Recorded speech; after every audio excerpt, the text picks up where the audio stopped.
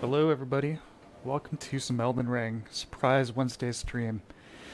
Been playing a lot of Elden Ring again. I was going to be playing some more tonight, so I figured, why not?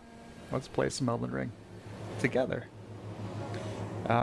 Plan is basically just run around a little bit, do some PvE stuff, and then check out the Colosseum, which I tried out this afternoon. It's got a bevy of modes. Seems pretty cool. Has the potential to be pretty chaotic. You could do the full 3v3, or you could do a full 6-person Royal Rumble with Spirit Ashes turned on. It's insanity, but it's good stuff. Hey, troop. Starting off here with a bang. Literally.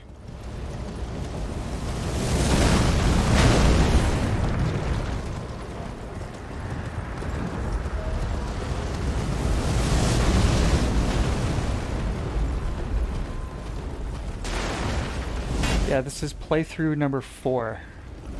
I'm still very much into this game.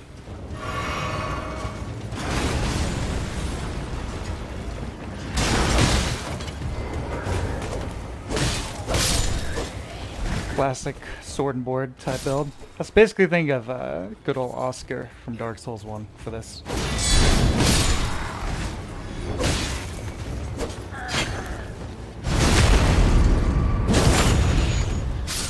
How do levels, gear, and stuff work in the arena? I think it's basically like the same PvP matchmaking in the regular game, where you're getting matched up with people of a similar level and weapon upgrade level. Alright, we gotta go around here.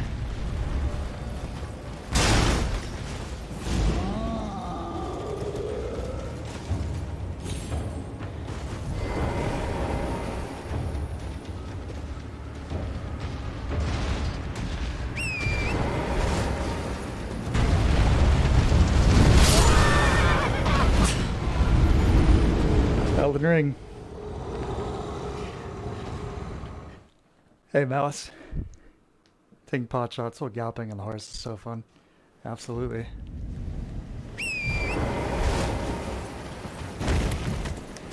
The lighting is incredible. So, before I started the stream, I spent a bunch of time trying to really tweak the HDR to SDR conversion in OBS, so hopefully I've done it justice to some degree, but this game looks insanely good with HDR. Like my first playthrough, the last TV I had, I thought the game, I wasn't sure if it was the TV or the game's implementation of HDR, but it looked kind of, washed out, not so great. But playing on this TV, it's like, no, it was the TV. This looks gorgeous. It's almost insane seeing colors this vibrant in a FromSoft game, At least one of their more recent ones, anyway. Hi, Simon.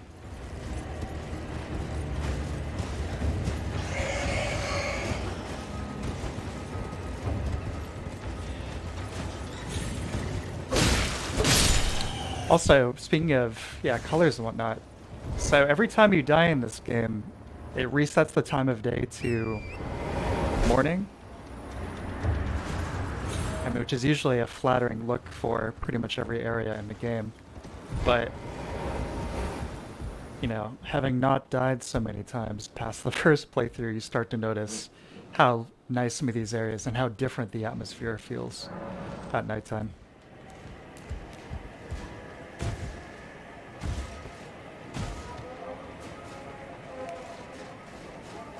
Yeah, the concept art, I'm meaning to share some specific examples and talk about it, but there are a lot of shots that look like probably early environmental approaches where it was a lot more realistic, the colors. It basically just look like, hills of Ireland, basically. Which is cool, but I'm glad they went with a more stylized approach. This is just a feast for the eyes.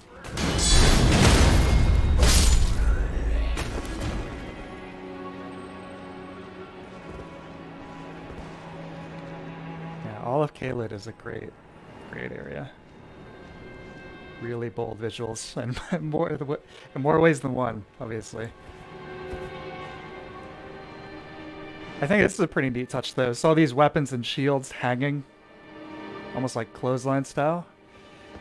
I'm assuming the implication is to try and prevent them from being infected with the rot, like melting their weapons or whatever. Pretty cool detail.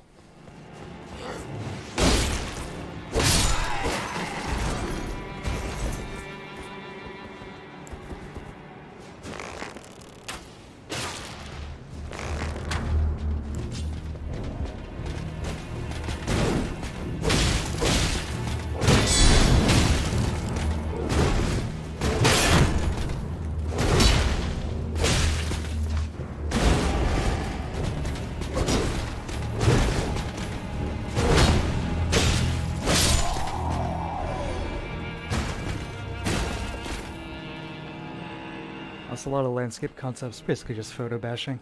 Yeah, you're right. Exactly. Too many people do they throw a pair of tied shoes over electric lines in the US. That's a worldwide phenomenon, my man. Yeah, I've seen that many times. This is the first time I've done this area, and it's not in festival mode. It's like a completely different experience here.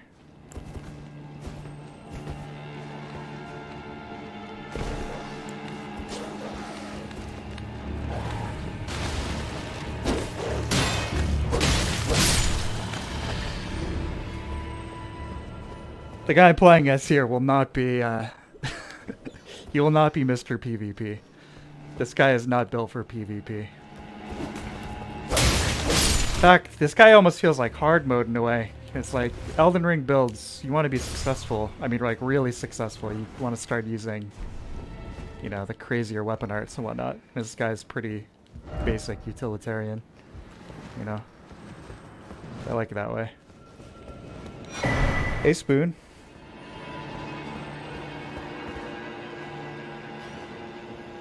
Hey, Alan. I assume there are the arms and banners of those fallen to Radon. Oh, yeah. Another likely possibility.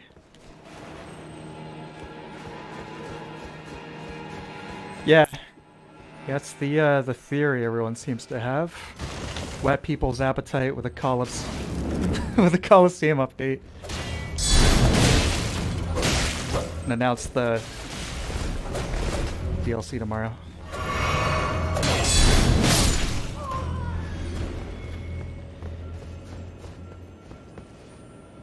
Yeah, ray tracing. That could be exciting.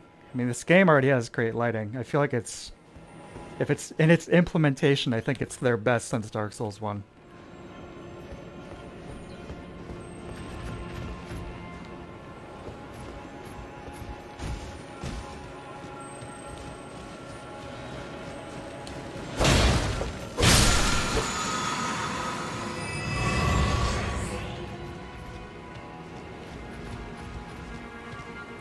Yeah, the shield counter is crucial. Especially if you pair it with barricade shield, like that. Good stuff. Although this patch, they actually turned down straight sword guard counter damage a little bit. It's like, they're already not super strong, so I don't know if that was necessary. Whatever.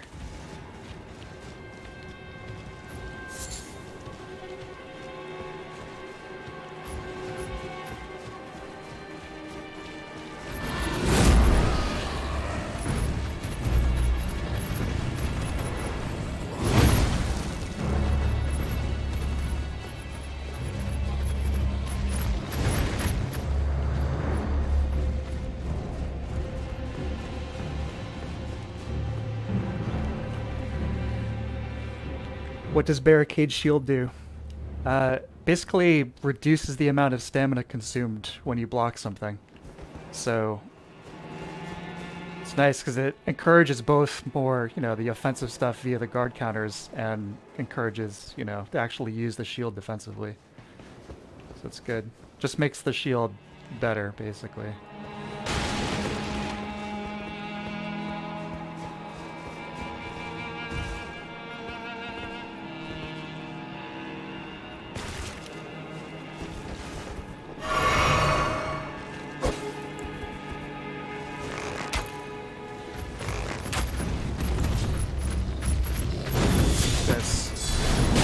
successfully block those kinds of hits on a medium shield. Yeah.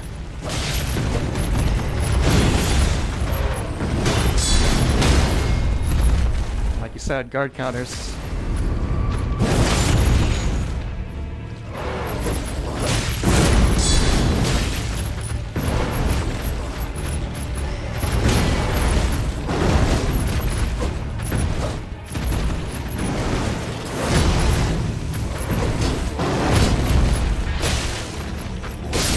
It's a nice bit of balance, you know. Makes you play a little bit less passively when you're rocking a shield.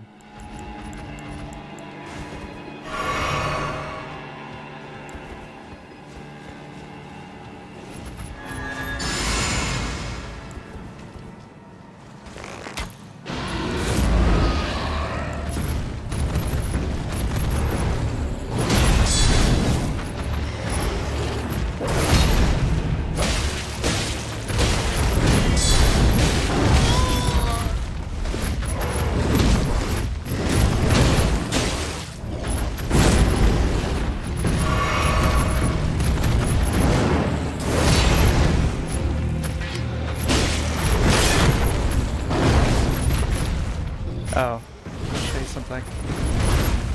So I think this hasn't been in one of these games since Dark Souls 1, but it's the animation when you're blocking. You take a really gnarly hit, but you do block it, and your guy goes flying backwards, basically back rolls, and then rights himself. Kind of like that, except he doesn't get pwned.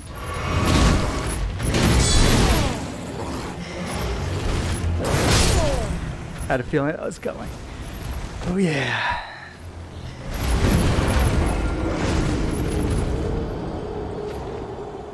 Yeah, the soundtrack in that is really good.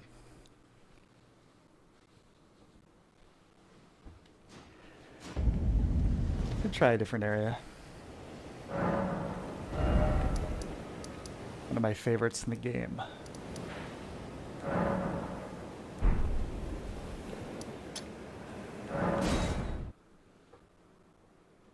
This is the first time I came down here. It's like I went from, yeah, this game's really good, to, okay, this is, they knocked it out of the park again.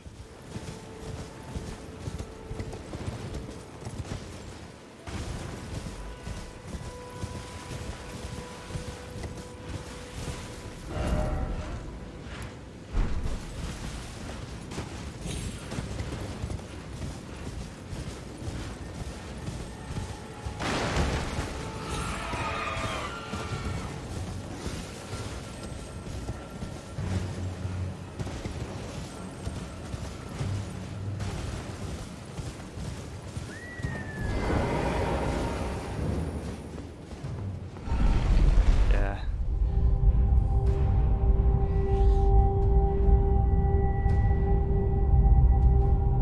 $52 hours, 60 hours, not bad. Rookie numbers. No, I'm just kidding. First time seeing it, Spoon, huh? Well, I like it a lot. And you're about to see one of the coolest areas in the game visually.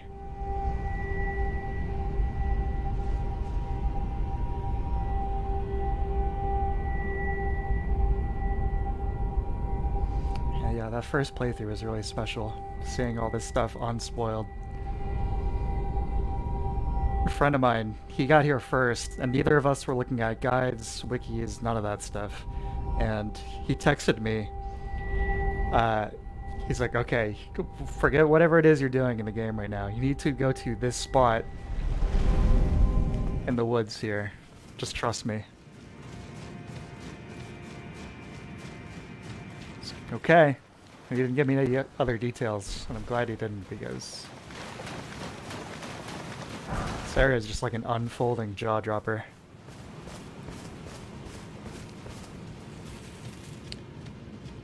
Did that ride speed up because you've ridden it before? This is the first time I've come down here with this character.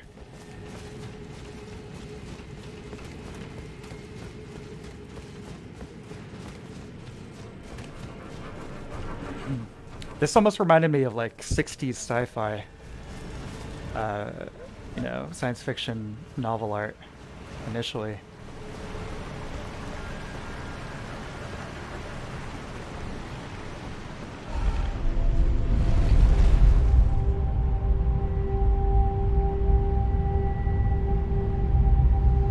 When I do that sort of thing, I'm baiting people into patches traps.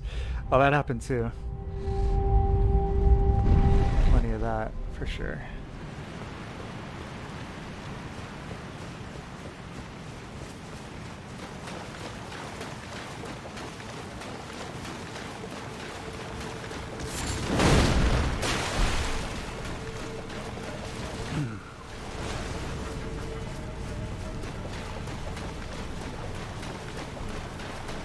When I mentioned the review, first of all, I wanted to, I really wanted to avoid spoiling that stuff as much as possible. This is one of those areas that it's like there's no way I was going to show it.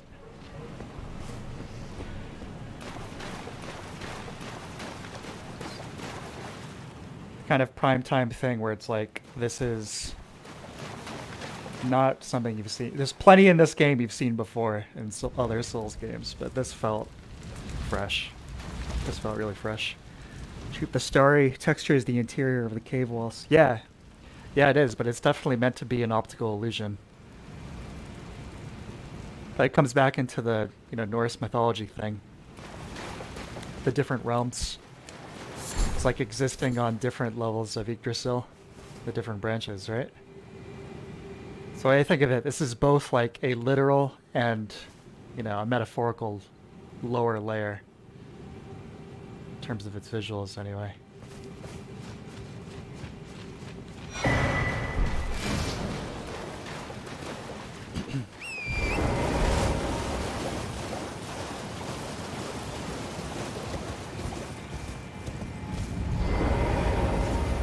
While we're down here, actually, let's do this. I've probably leveled out of this area, but let's turn this on.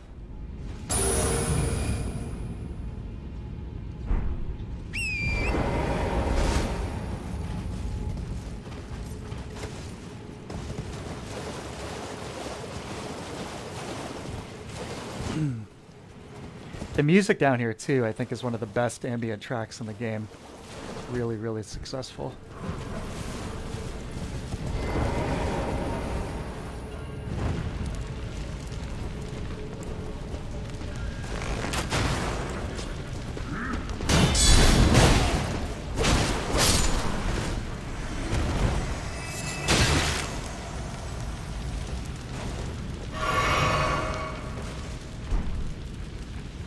Spores, yeah.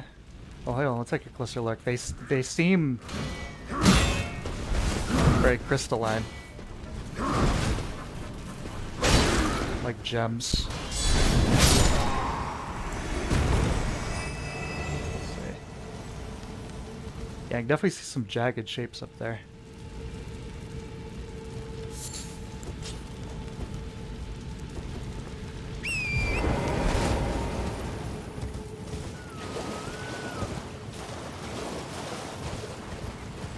It all comes together very well. Very uncanny feeling down here. Oh, also, a lot of people find this area pretty tricky with all these guys like sniping, but I think this is a really good opportunity of the whole stealth mechanic, which is basically as bare bones as it was in Sekiro, but functional.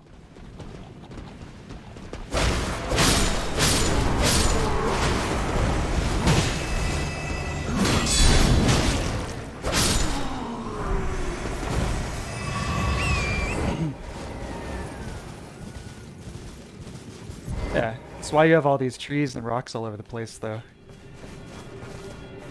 Advance on the enemy sniper.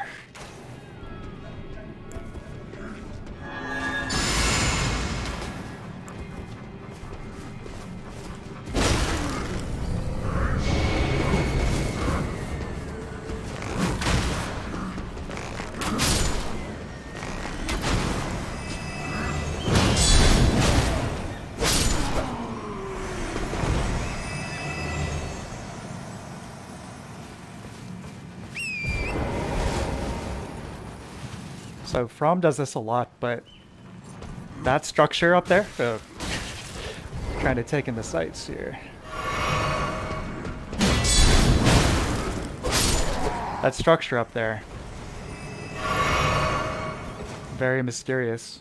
And of course you don't get to go there until realistically like 30 hours of gameplay later.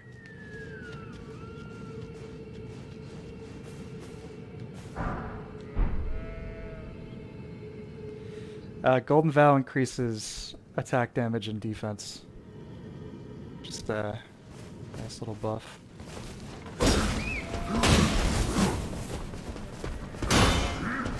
Yeah, check out the difference with Barricade Shield. Just me blocking with this thing. It's very, very good. Very good ability.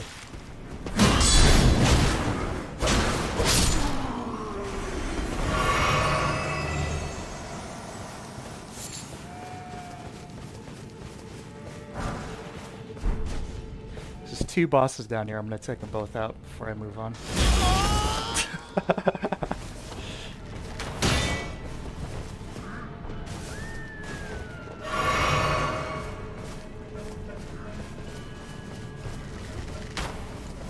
They're both very good.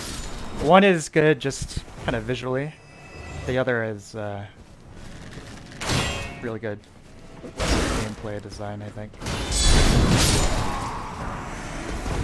To me it almost feels like, well, it's similar in kind of look to the Dragon God from Demon Souls, but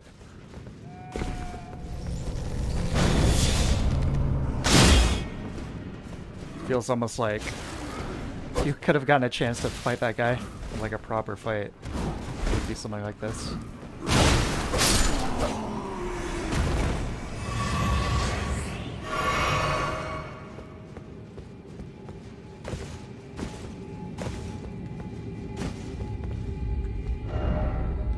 Man, this looks good.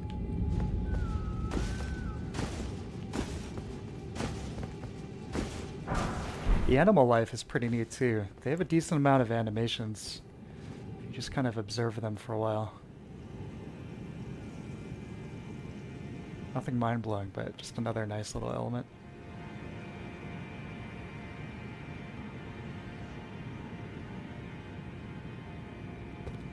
Alright.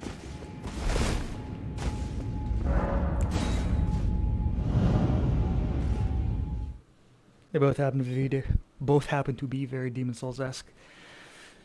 Yeah, definitely.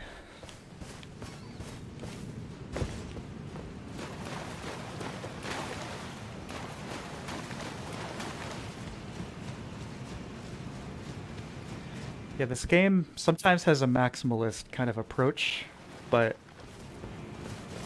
I think some of the quiet moments too are really incredible. Yeah, this guy over here.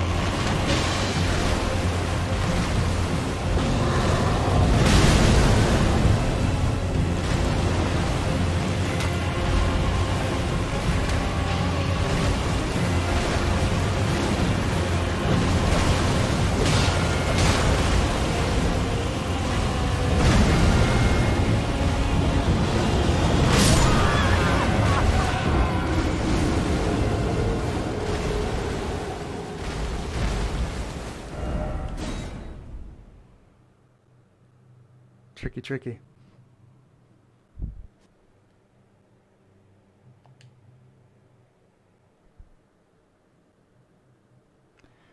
I think the game just crashed. Ain't that a bee? Sorry guys, hold on a sec.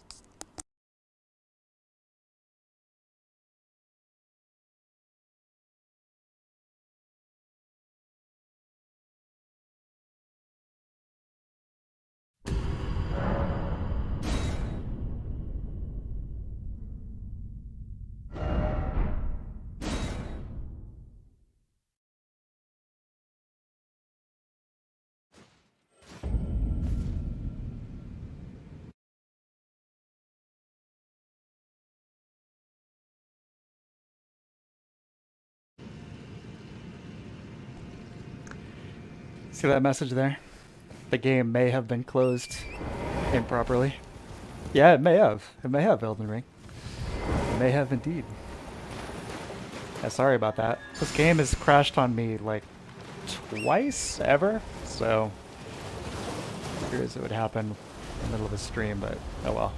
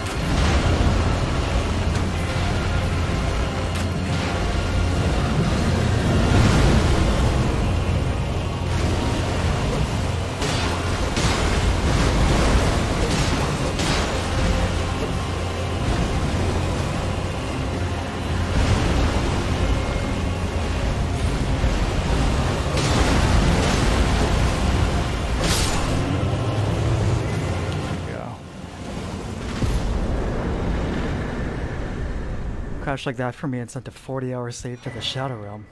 Oh my god. That's terrible. I'm really glad that didn't just happen to me. I've never lost a save in any of these games. Knock on wood. Other, than deliberately deleting one if it ran out of slots or something.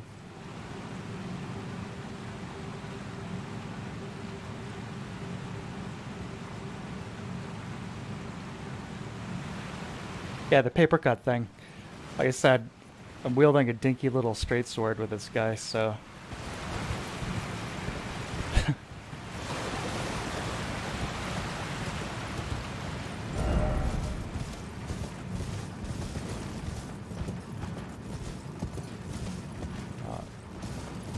a little bit of that on-stream, self-consciousness while playing thing going on, but I do really enjoy the horse combat in this. I think they really did a fantastic job.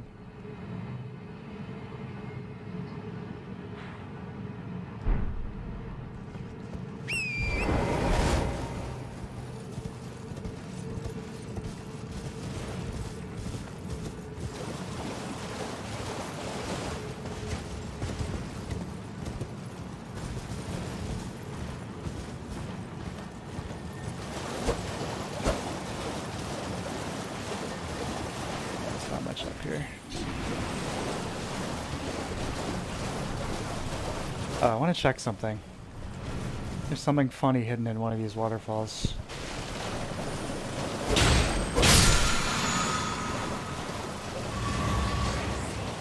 Looks like it's this one.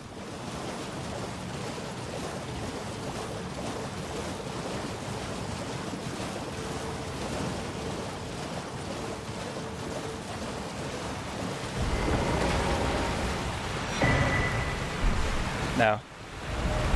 That's actually a lot more useful than the other one. No, there's a bar of soap. I think it's on the ground level down there. Pretty funny.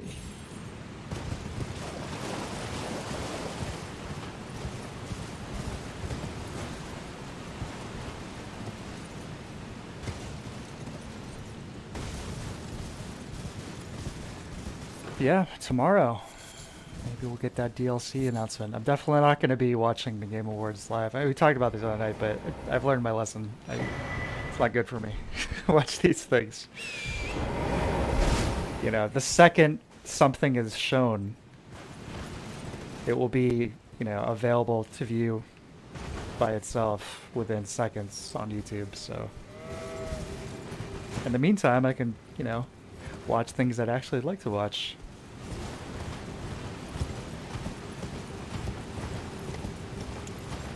Yeah.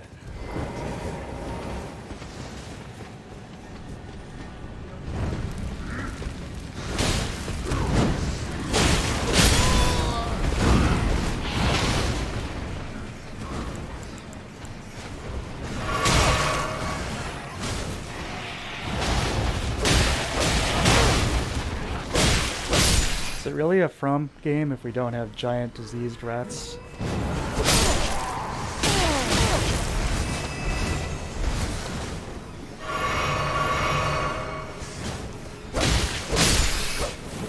It's like the guy, his his job, he just keeps having to remodel the rats every 2 years for these games.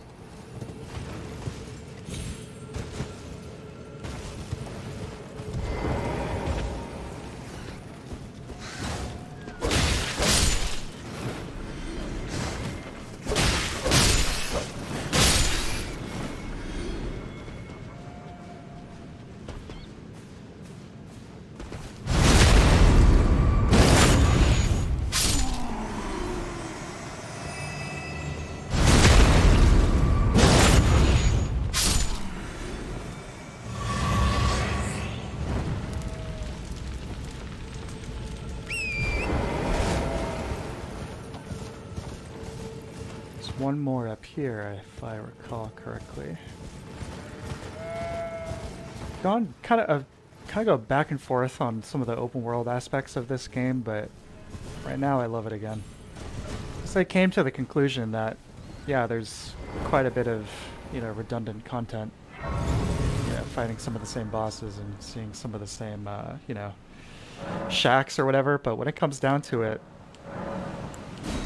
you really don't have to engage with anything you don't want to. There's so much that's optional in this game. It's like the route to completing it. You know what I mean? It can be many, many, many, many different things.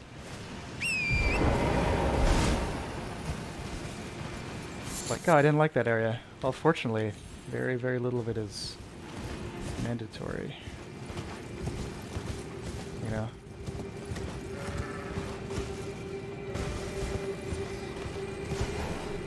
I was thinking about doing the manor again in northwest Liurnia. Like the big hands. So man, that area is kind of a pain in the ass. And then it occurred to me, I was like, I don't have to do that. I did Ronnie's questline twice already. There's no reason to go through that again.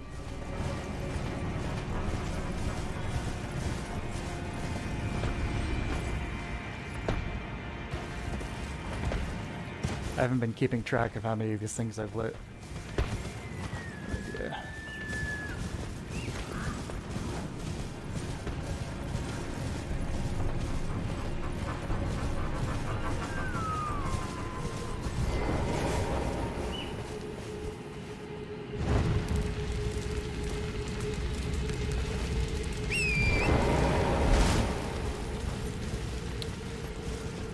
Radagon Source Seal. I think I was like looking at the numbers at one point. It's advantageous early on, but past the early game, it ends up basically being a net negative. There's like a path somewhere back up here.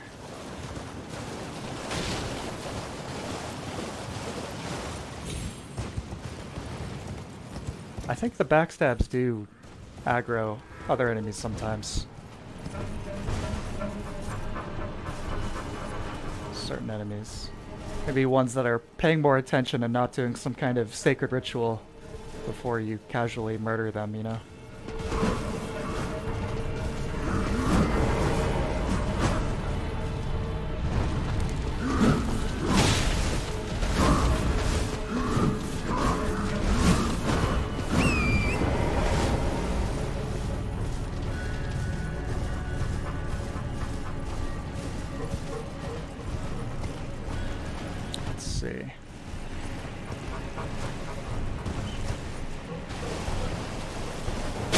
Two more.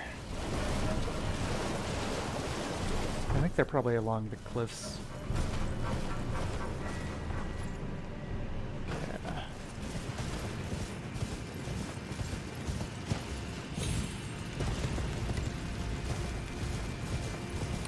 Area of the big fish.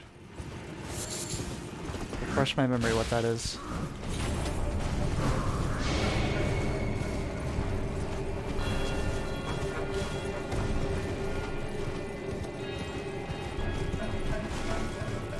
There's one.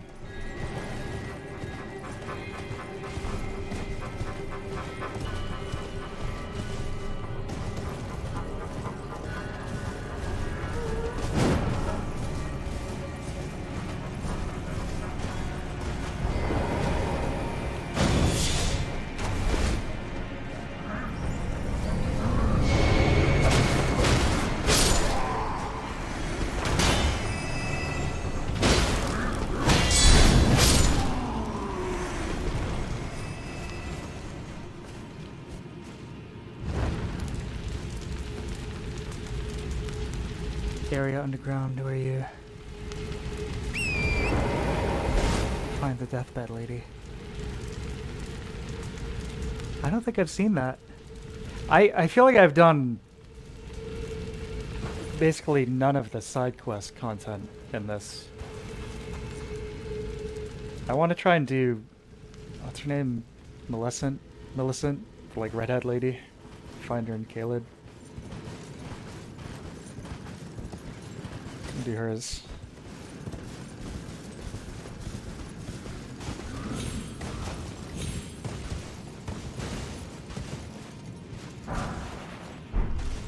There we go.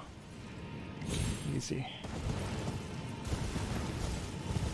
So regards to the horse, like, oh my god. So dead. Maybe not. It's like I'm very, very glad they prioritized tightness in the controls over realistic animations. You know?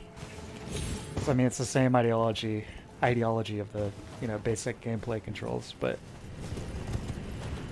it's a really good balance.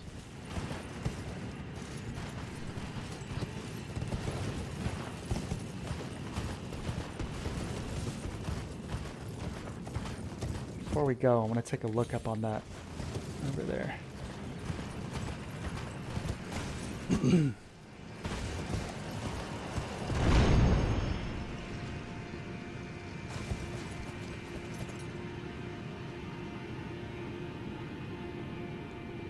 Yeah, so some of these things are floating in the air. They're not just... Hold on. They're not all attached to the surfaces or even, you know, the rock ceiling. They're just kind of floating.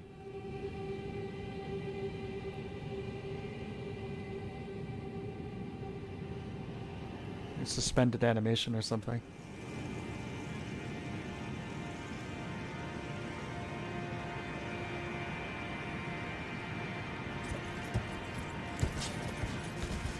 But yeah, I mean, gravity magic is a concept in this game, so it's not like it doesn't make sense, right?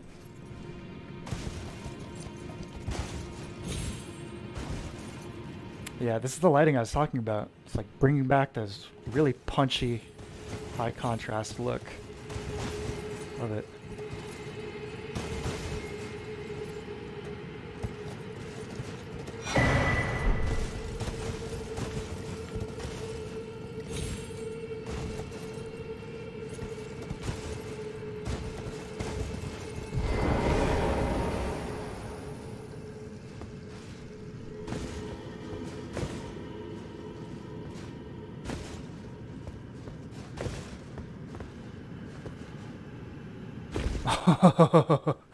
Oh boy. That was close. Come a long way since the Stone Fang drop, haven't we? Or better yet, the Great Hollow. Jumping around to that thing.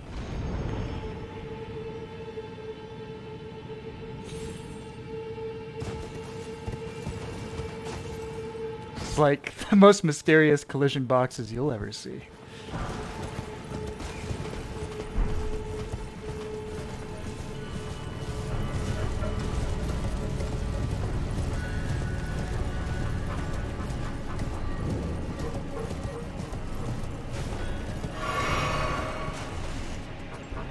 Yeah, getting trapped. They do that sometimes, but it's funny because, I mean, there's the classic one where you get teleported from, I think somewhere in Eastern Limgrave, and it pops you into the that crystal tunnel in Caelid, and you're stuck in there, and you can't warp out until you leave the cave and get the reveal of the horrible vistas of Caelid.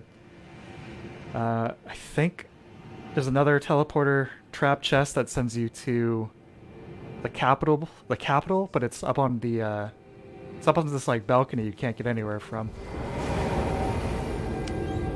But yeah, coming down here. That's an interesting point.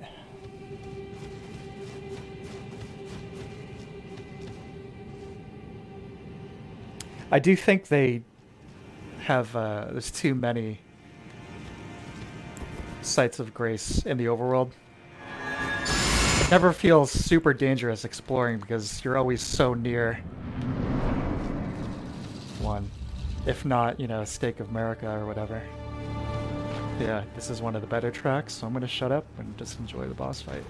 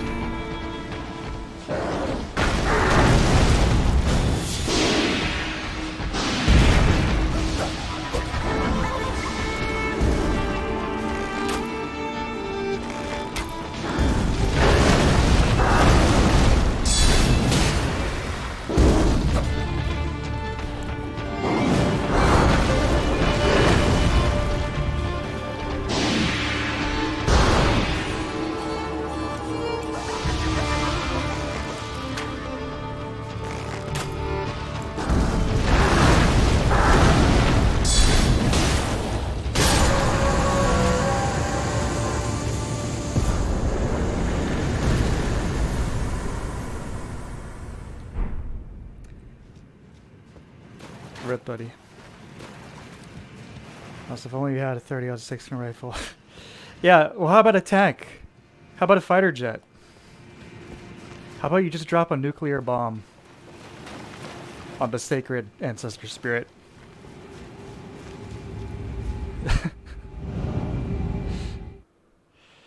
GG, thank you very much. Bow seems to do quite a bit of damage. It's actually pretty unupgraded compared to my blade here. Only at +5. I'll put some money into that thing. Yeah, this is a dex build. Longbow scale is pretty good with dex. But yeah, that's the Seofor River. There's an exit on the other side that takes you over to Caelid, but no need for that. So I think go pay a visit to Ige. See if we can upgrade this bow.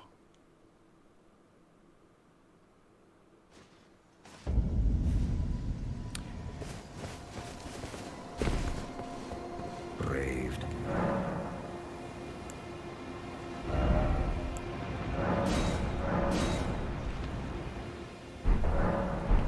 A little bit. There's a bow later on Mount Gelmir I'm kind of gunning for, so it's okay if this thing doesn't get too much love right now. Okay, so where to next? Oh, I know.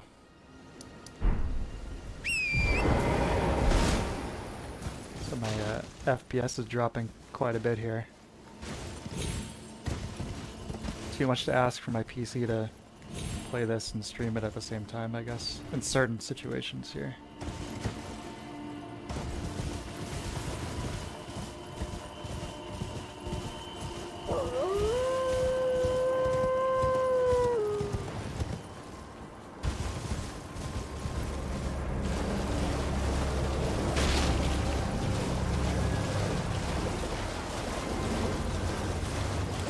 I think Saint Riot did his entire first playthrough with no warps. I was tempted to do something like that, but I think it would get a little tedious at some point, considering just how massive the world is. But it might be interesting to do eventually. I'm guessing somebody's probably made one of those like survivalist type mods, like eat and drink, stay warm and all that. That'd be an interesting way to play the game eventually.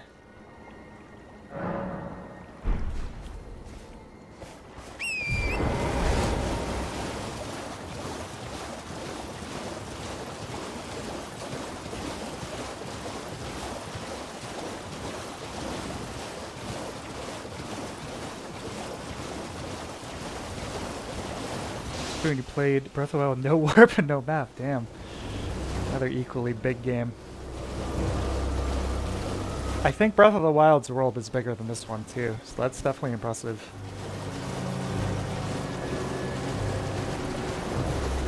I'm gonna come back to that too someday. I've never finished it. I get like 75% of the way through and I get kind of burnt out each time I've tried it, but next time I do, definitely on my computer here, with it all tricked out in Simu. And it looks insane.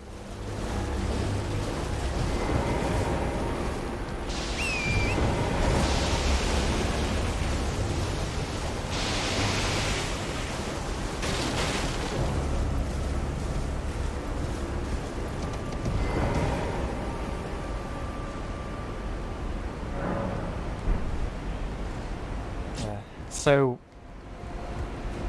this area, oh man.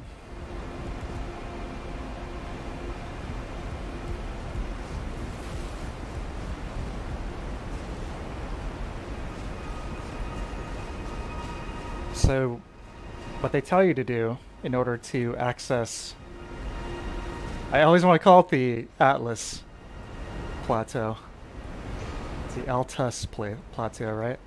Anyway, you're supposed to get the two halves of the medallions and then take the lift, like sacred lift up to this place, but this route is kind of like a back way in. There's something about the atmosphere of this area passing through it. Oh, and this track, oh my god. This is probably my favorite piece of music in the game. The Mines track. Extremely strong piece of ambient music. You do a lot of this too with the more minimalist stuff, where almost like using sounds of the environment as part of the piece. It's like listening to this while hearing like the guys doing like their mining and like bits of, you know, rock or pebbles falling every once in a while. And they're not part of the song, like it's happening in the 3D environment. That's just really, really nice sound design.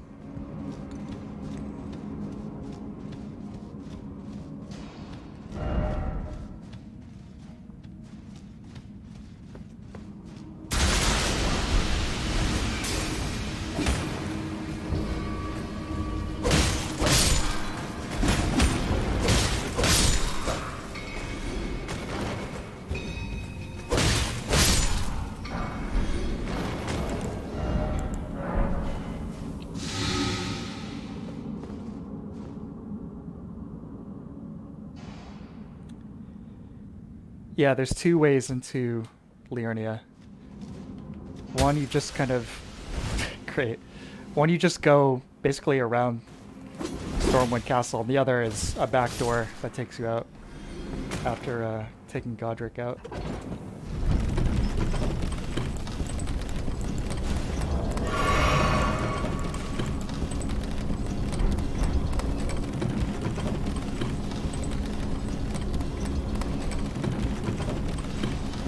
Stormwind. Excuse me, Stormvale. It's a pretty generic name, to be honest. What is it? Stormvale, yeah. My bad.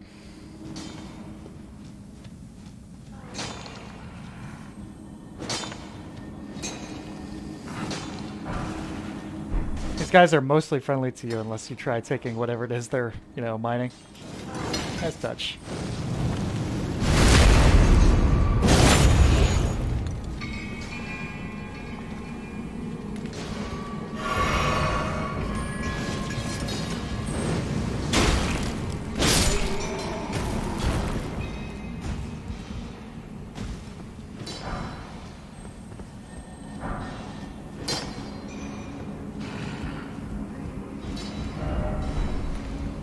Yeah, the world building. Every one of the mines, there's always one of these churches. Place of worship.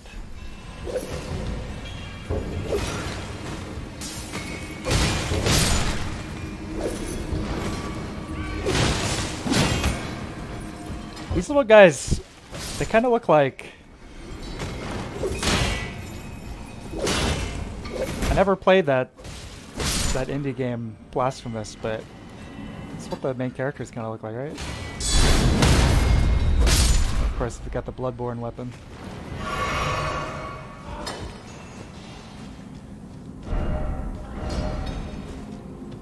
Shield boarding is part of why I don't like the Peter Jackson trilogy. Yeah, that's fair enough. I think, there's definitely some embellishments. Just a little bit of sugar and spice added here and there.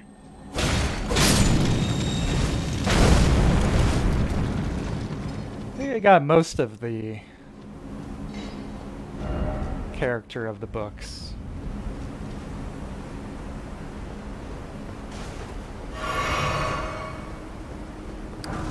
The sun's starting to set. Yeah, this is really lovely. This area reminded me a lot of Demon Souls going through it.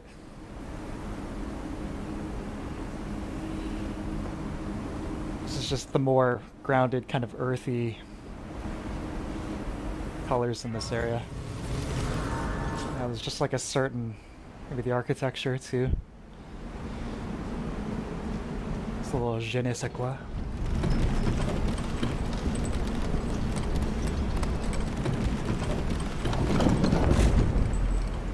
Oh yeah. Legolas jumps on a shield and slides down a set of stairs while headshotting like 3 orcs, if I recall correctly.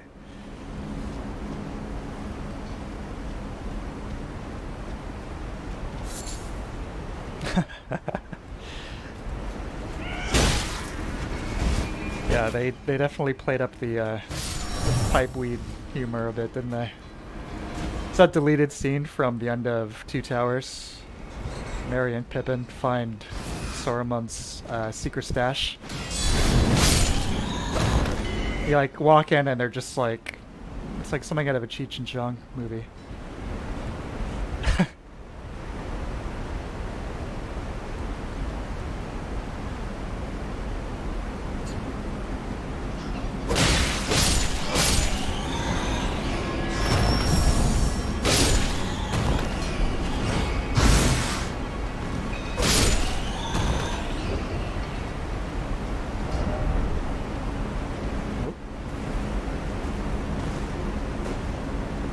Is this a helpful message in Elden Ring? Could it be?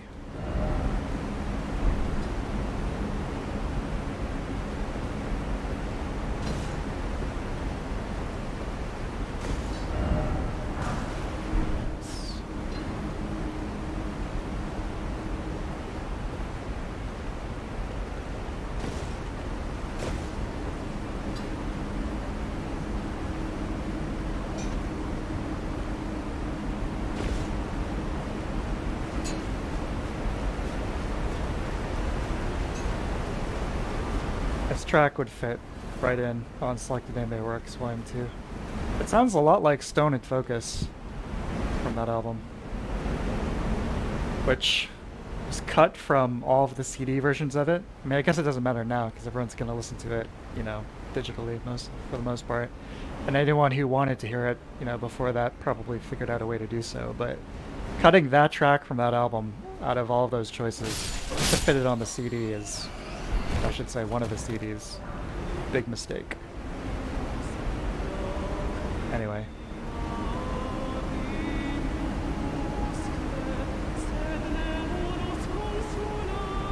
This is another one of those audio moments I was talking about a minute ago.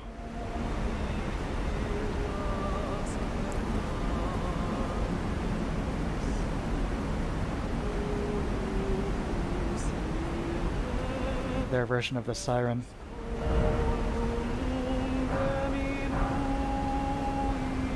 Hey, game developers, if you want to really have a really easy way to make your player feel something, just do something like this.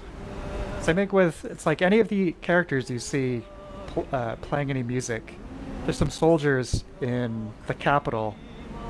They're just like sitting around playing violin or whatnot.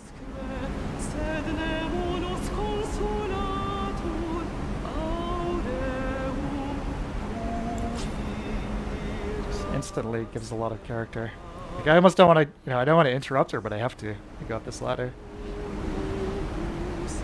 Oh well.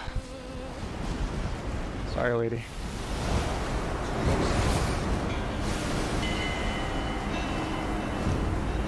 Try and spare him.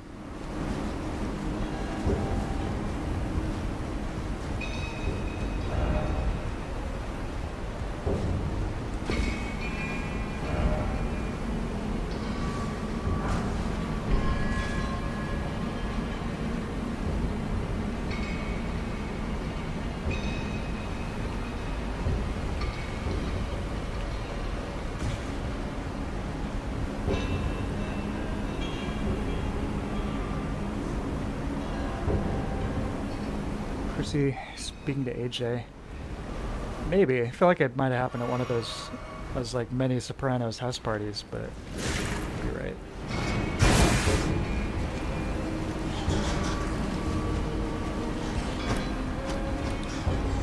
Yeah, they knocked it out of the park with the vistas. Yes. I mean, this is nothing compared to some of the sights in this game.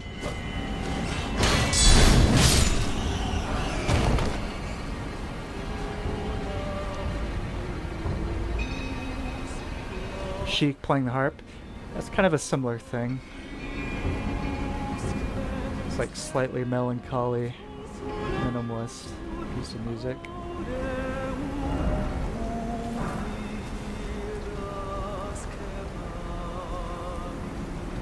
Most of that melody is pretty staccato as well, which would be similar to a harp. This is like the 4th time I've gotten poisoned up here.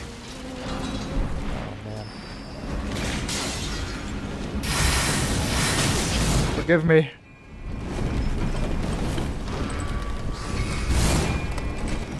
Don't want to kill you.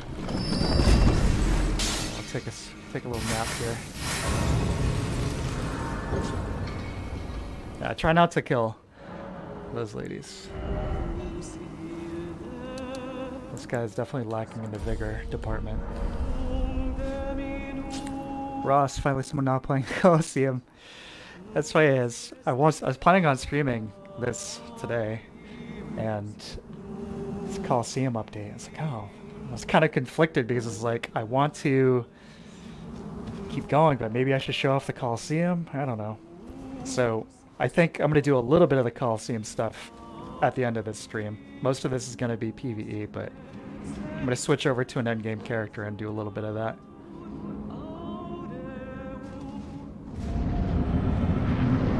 There's a lot of poison. There's the guy setting all the traps. And then, yeah, the harpies.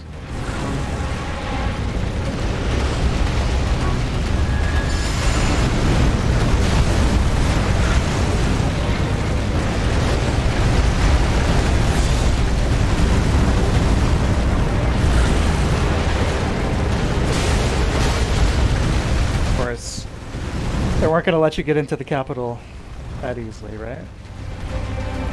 You can't just completely run up here.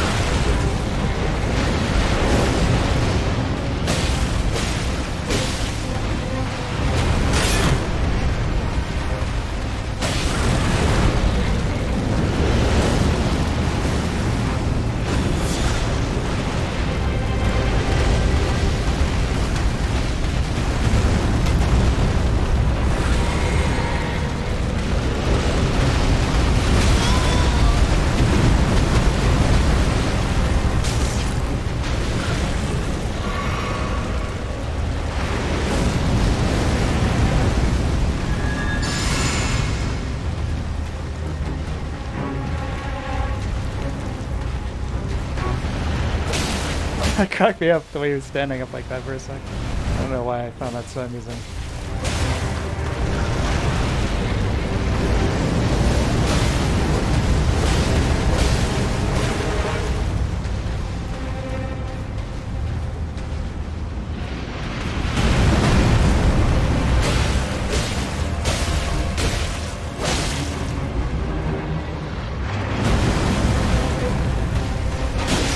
I'm honestly surprised that attack didn't have a follow-up, like explosion on the ground, like most of those seem to have. You know what I mean? The boss does some kind of like big charge up. It's like an overhand two-hand smash or something. And then there's some kind of AoE explosion afterwards.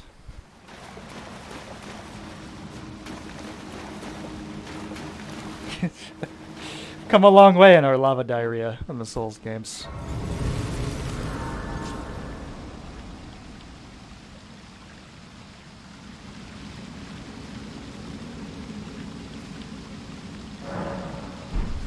Ceaseless discharge.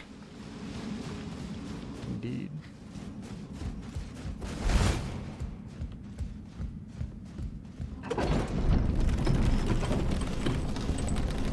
So, speaking of concept art, there's one piece of the capital and the surrounding area that it's a similar thing with, like, you know, the fields of gold, but instead of also having kind of like a marbled gold sky, it's more just kind of like white blown out, almost like Ico style.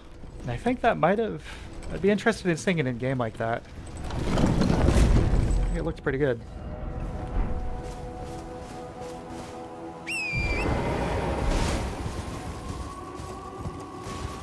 From whence we came.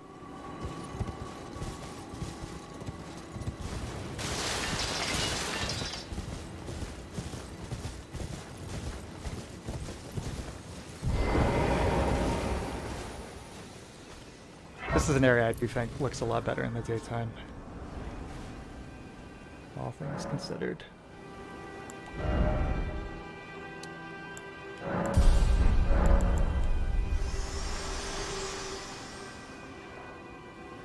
The Erd Tree is close. Only a little further till the foot of the Erd Tree. And the accord is fulfilled. It takes me back. I was born at the foot of the Erd Tree, where Mother gave me my purpose. Though now, everything is lost to me. I have to ascertain for myself the reason for which I live, burned and bodiless.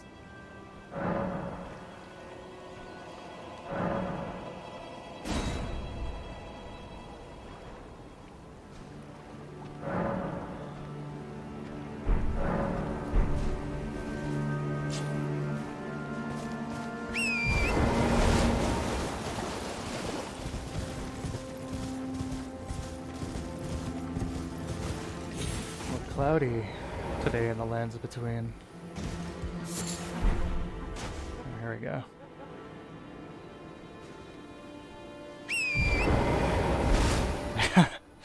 Those classic FromSoft subtle scene transitions. The worst one of those has probably got to be Lighttown. Dark Souls 1. moving between the depths and Blighttown. And it's like somebody turning on a UV switch or something.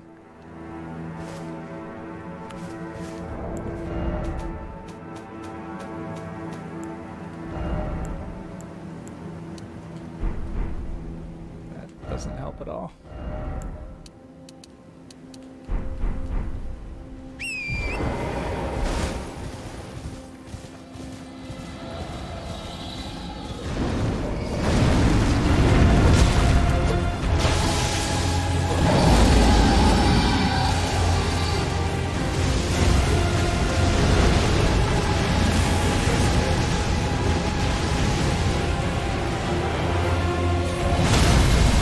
Lanciax, the frame rate murderer.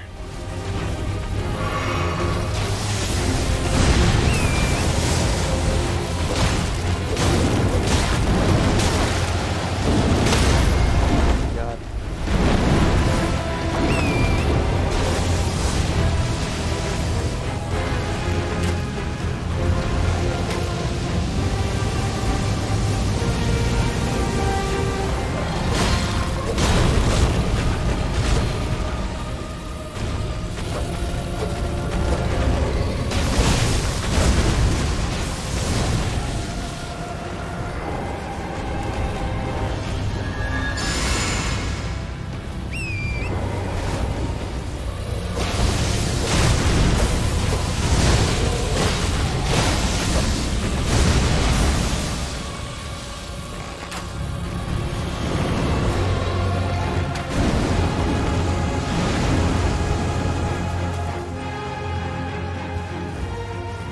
Be back.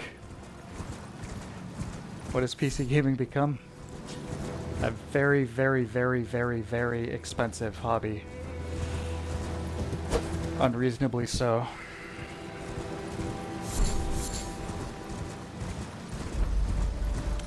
Yeah, normally I can maintain a constant 60, but streaming this simultaneously is, I think, a little too much to ask for my PC.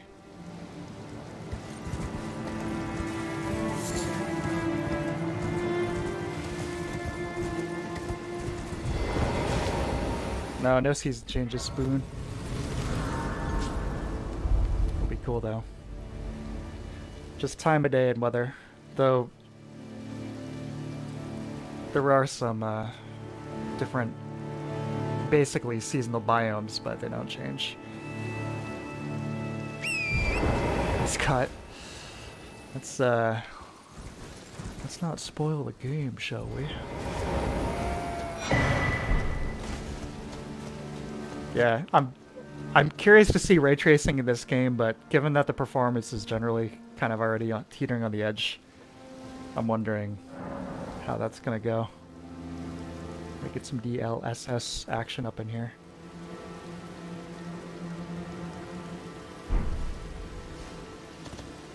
I'm gonna take it down to 1440p. That shouldn't be too visible of a difference for you guys.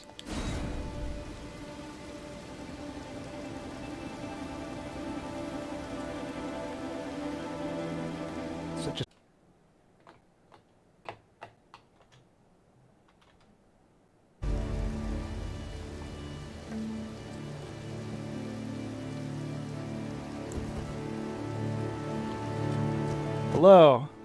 I'm back. Yes, my computer completely crashed.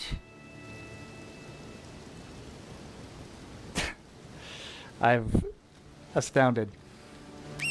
So, yeah, I think attempting to change the resolution really screwed things up, so lesson learned, I guess.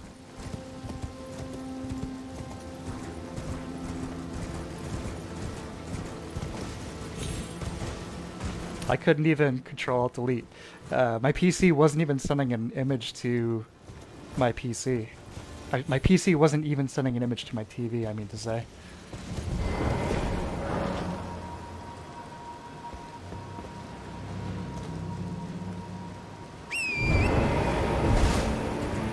Hopefully you guys can hear me now.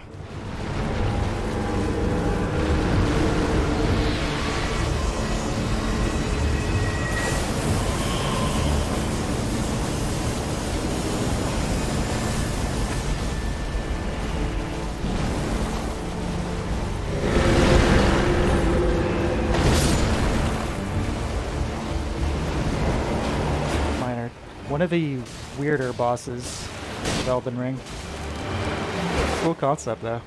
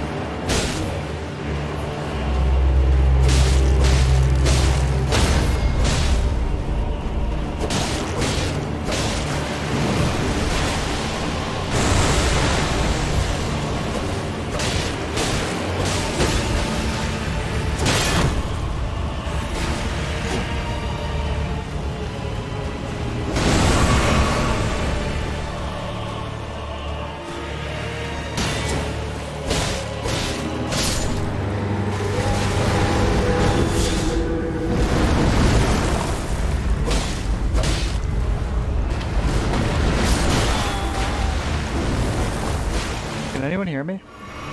Is the stream actually working?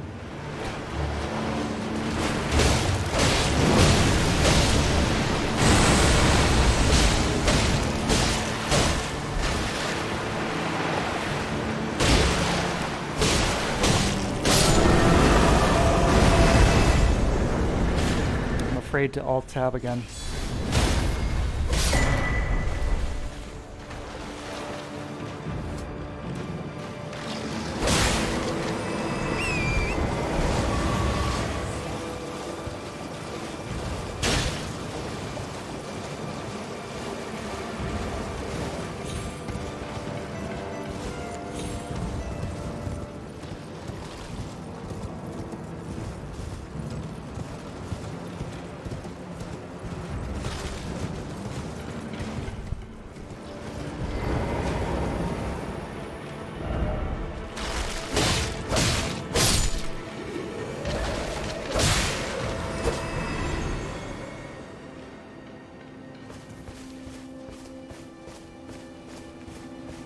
I'm gonna try it. Hold on a sec.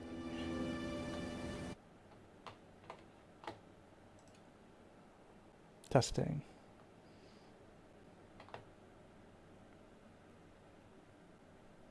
Oh my god. I'm sorry. Yeah, so stream resume, I refreshed the page and then this happens sometimes when you stream. It stops updating the chat box for some reason. I don't know why. And then you get into these situations. Hi DR, how's the update? Pretty cool. Very little changed other than the Colosseum thing.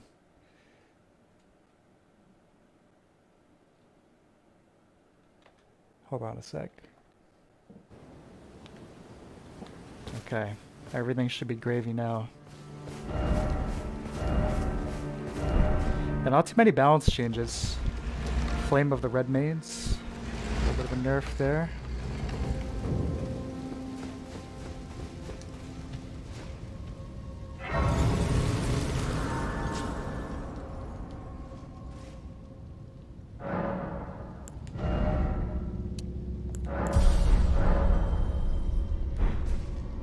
Let's start throwing some co-op into the mix.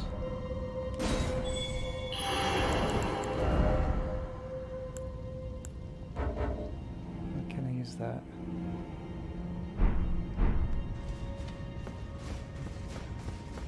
Oh well.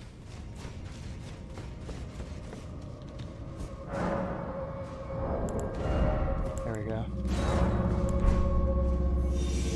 It's really nice.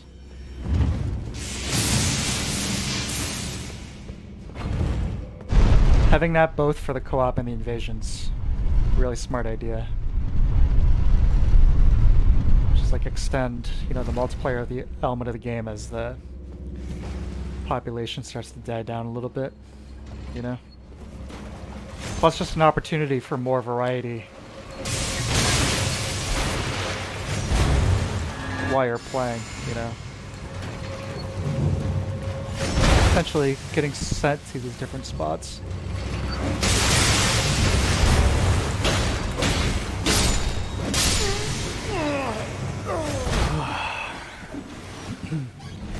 Don't find many people for co-op. They're over at the Colosseum.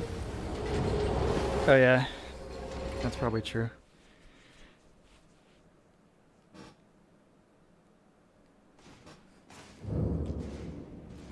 If I'm feeling the catacomb.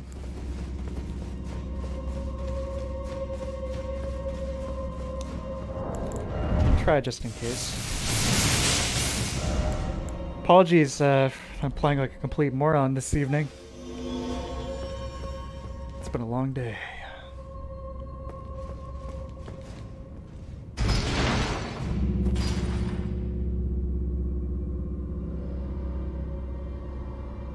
Ride the Blades, a time-honored tradition in FromSoft games. I didn't know that, to be honest with you, in this one. You could do that.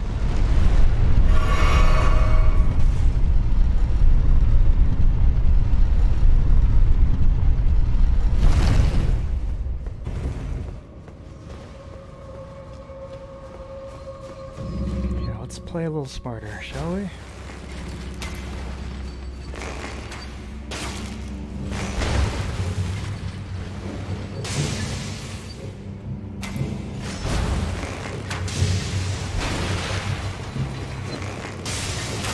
Oh yeah, mighty shot.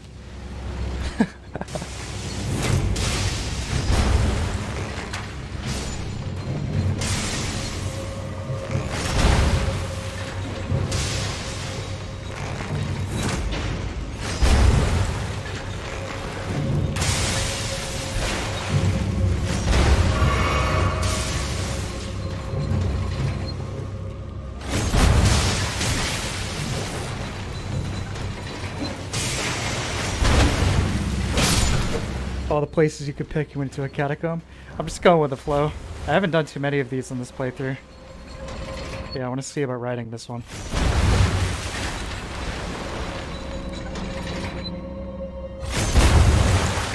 That's fun.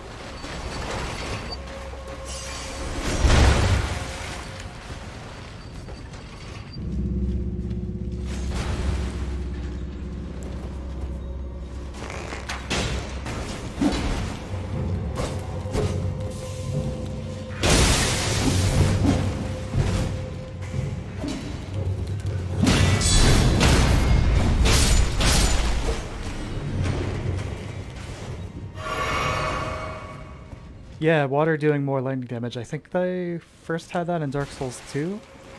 That's a cool detail.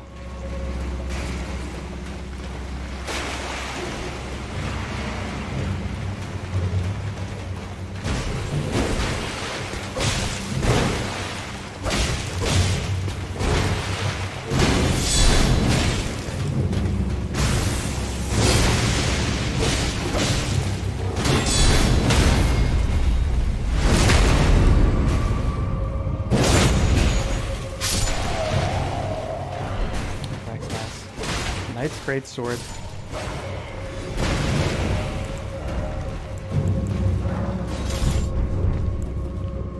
Let's see it. Nice looking weapon. This guy.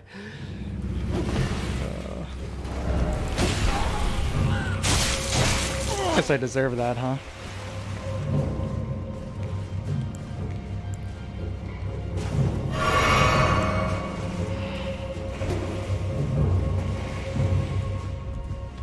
It's gonna be berserking time once I switch to the other guy for the PvP. You'll see.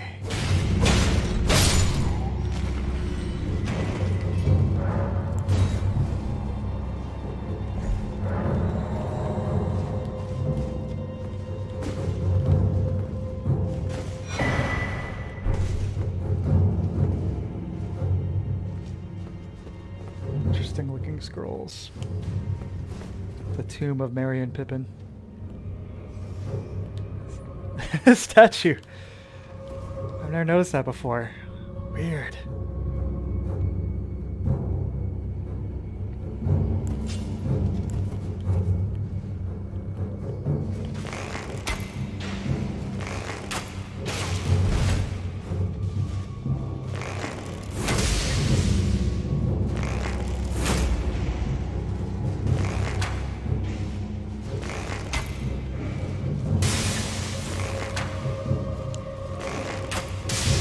when lock-on goes wrong.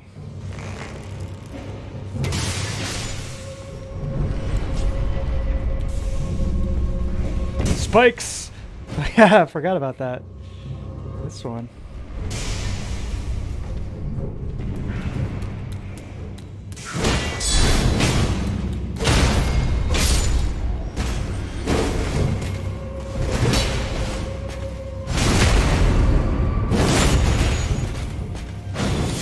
Well, this will be the only catacomb I do, I promise.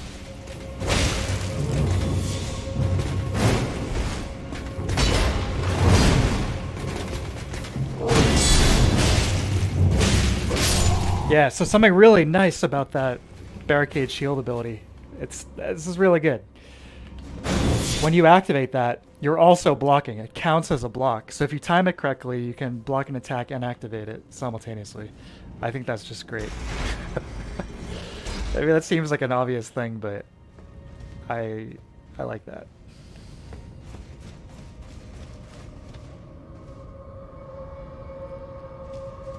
This is gonna come back up.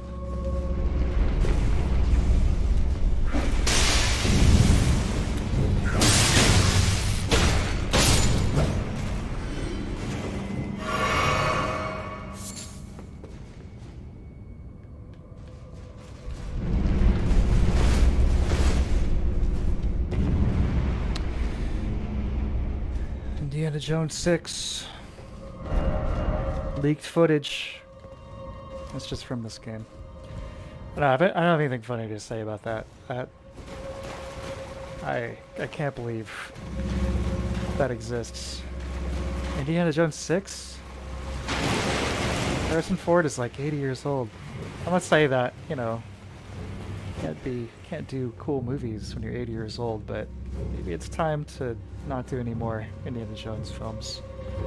The whole thing, it just feels like, I don't know, cash grab to me. Search for more money. Yeah, exactly.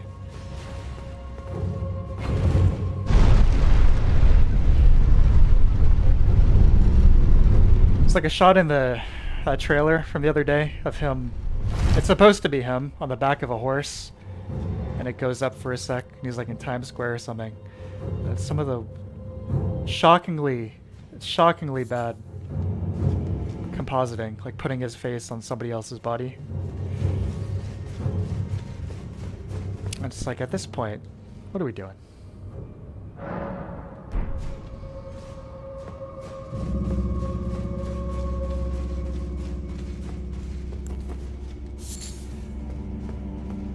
A friend of mine, for like the 5th time, I'm not saying you shouldn't like these things. This is just how I feel before I say what I'm going to say next. But for me, Star Wars at this point, it's like McDonald's. You know what I mean? It's a brand. It's a product. It's not something like I have investment in, but I'm not going to, you know, make fun of anyone who's into it. But a friend of mine, there are these like Star Wars shows coming out every 30 minutes on these Disney channels. He's like, you gotta check it out. You gotta check it out. You gotta check it out.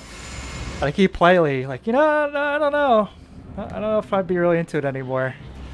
I was just like, you know, I gotta be honest with you. I'm just not interested.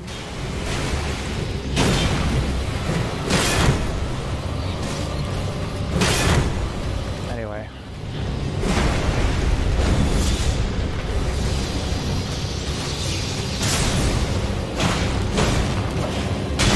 These are some controversial opinions about Star Wars coming from a guy playing a video game on YouTube.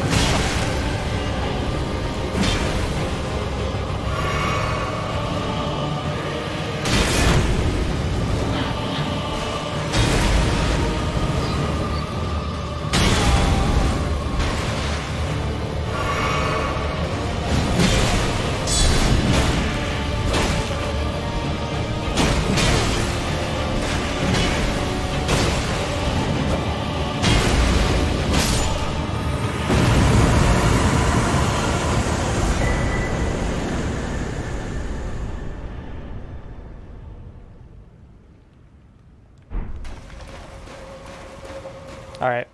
Like I said.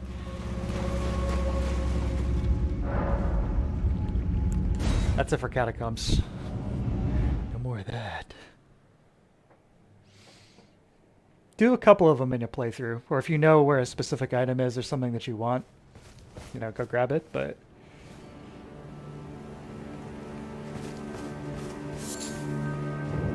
Scott's not a cat.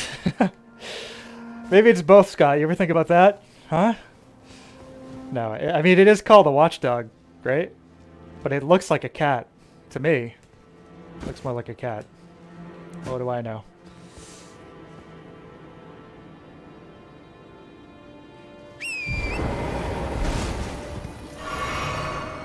Let's head up into the capital, shall we? See if I can handle that tree sentinel fight.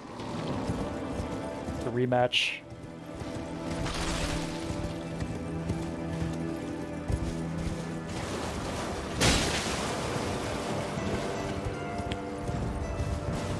I don't even want to know the amount of screenshots I've taken while playing this.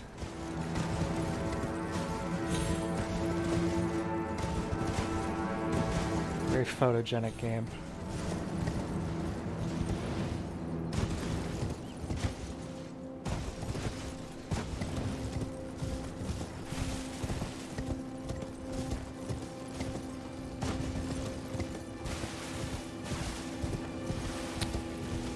Ryan Johnson. I don't... Did he direct? He did Knives Out, right? I wasn't really into that at all. The last Star Wars movie I watched was Rogue One. And that was it. Tapped out.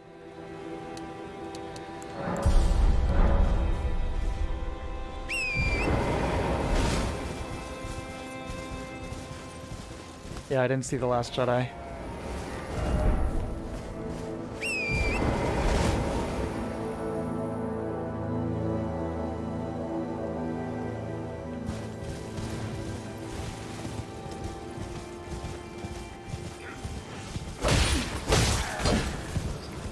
So you're talking about drive-by pot shots.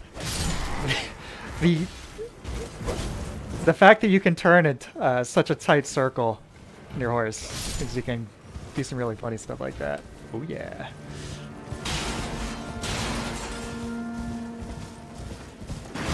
Gotta say, I'm pretty amazed. Colosseum update, but still no horseback PvP. Maybe they're saving that for the real DLC.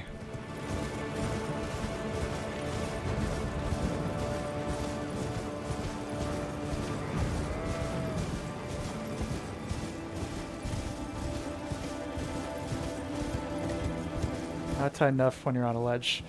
So all you gotta do, complete halt, and then you do one of two things. Directly down on the stick, and if that's still too tight, just jump and then turn around in the air. Oh yeah.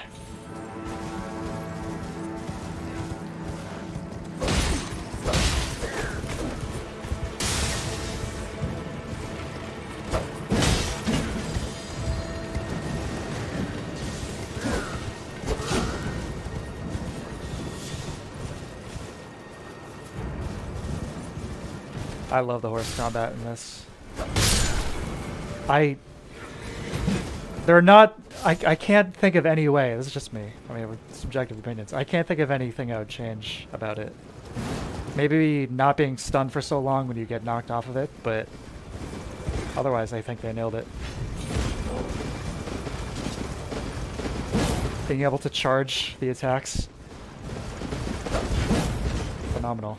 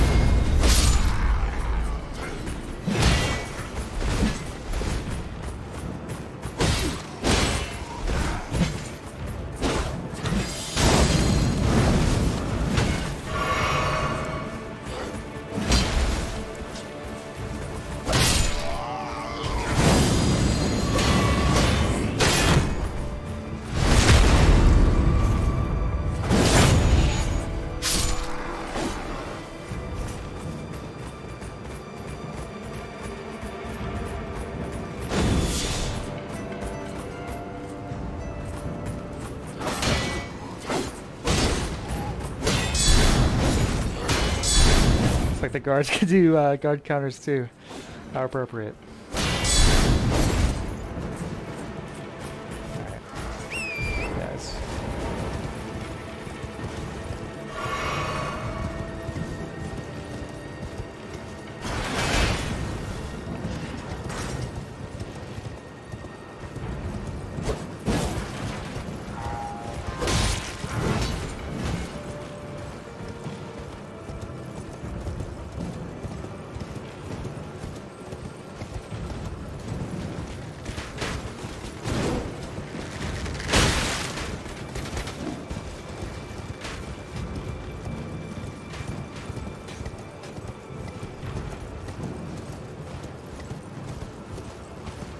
DMC combos of the horse, huh?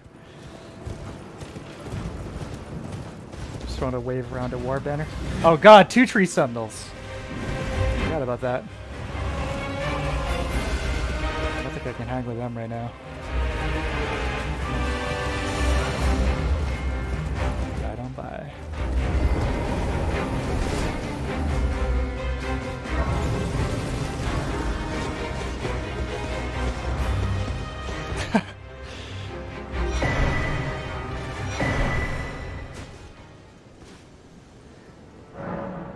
No, I never played gun.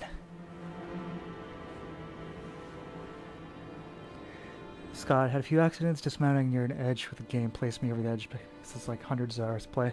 Yeah, I know. Some people, yeah, they find the horse to be unwieldy or whatever, but I think it feels really good.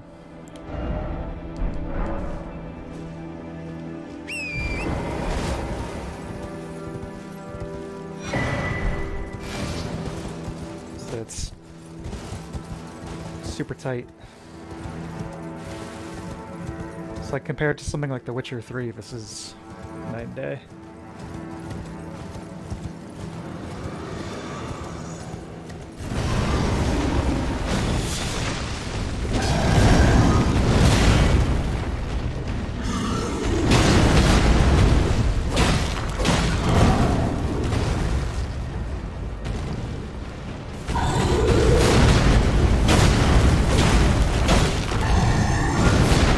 Be kind of under geared for this. Doing a ton of damage here.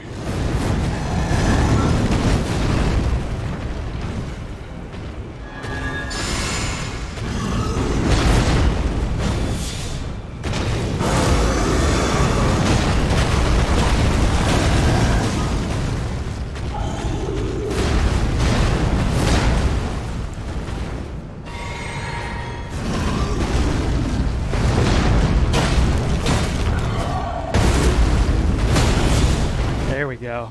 When you time that, I mean, I guess it's basically the same satisfaction of a parry, just kind of a different effect.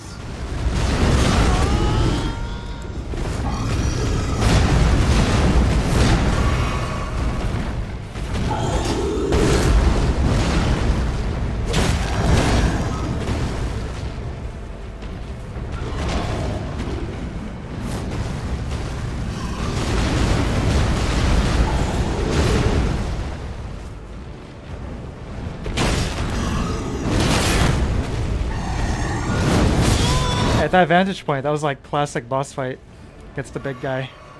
Giving you like the platform to stand on to punch him in the head or whatever.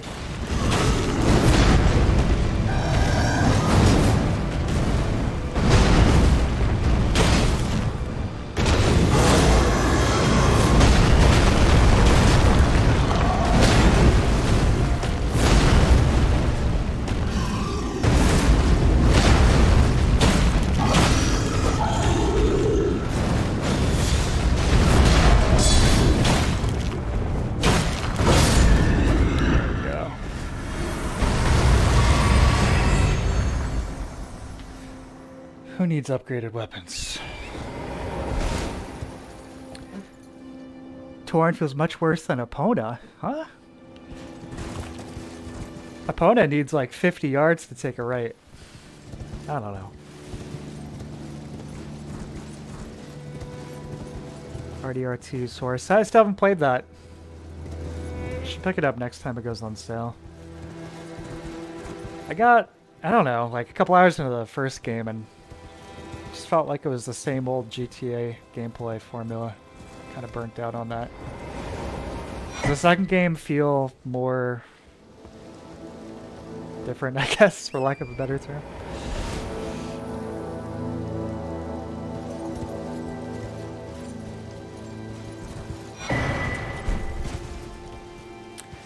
Shield counter, I think, yeah, it's good for a lot of the game. Probably at some point makes sense to switch to a great shield if you're going to keep using it. But it's for me. I see thee, tarnished, smoldering with that wretched flame of ambition. This loser.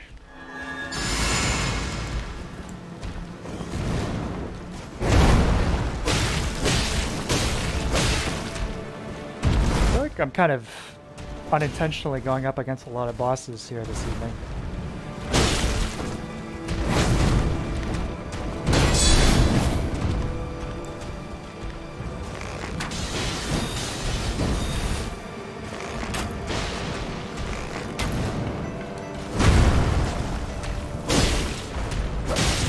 Doing so little damage to him.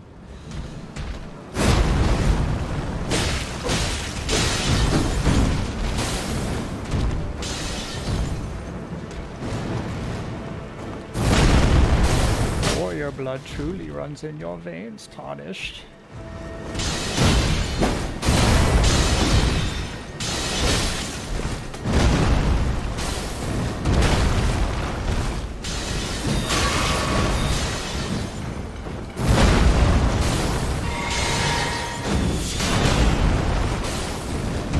Oh yeah, magic damage. Magic weapons.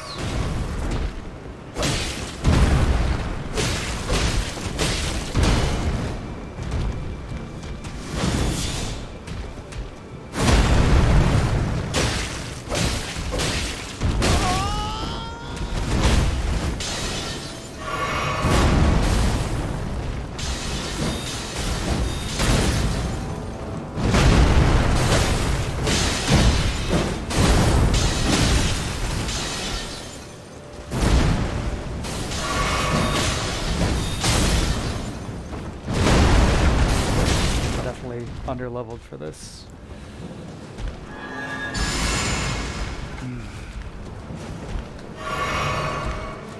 What's so nice about these games, though, you can be if you're good enough.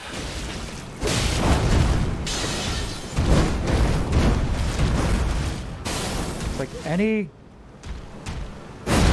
game with real-time combat, RPG stats or not, should never have guaranteed damage, in my opinion.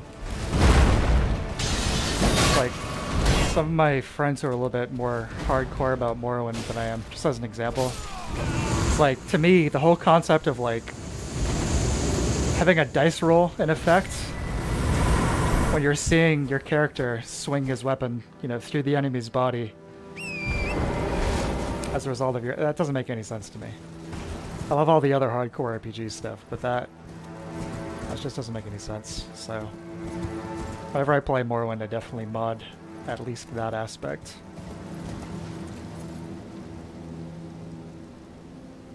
Let's see. Some conflicting, some different opinions, I should say, about Red Dead.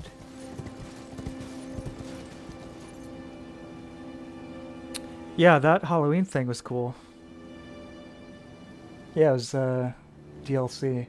Although apparently playing it on modern systems causes this bug where, I mean, I was experiencing it where like heads don't render while you're playing in that mode for some reason, like NPC heads. Which I guess is fitting considering the, you know, zombie thing, but strange. Let's not talk to Melina. Maybe we'll level up.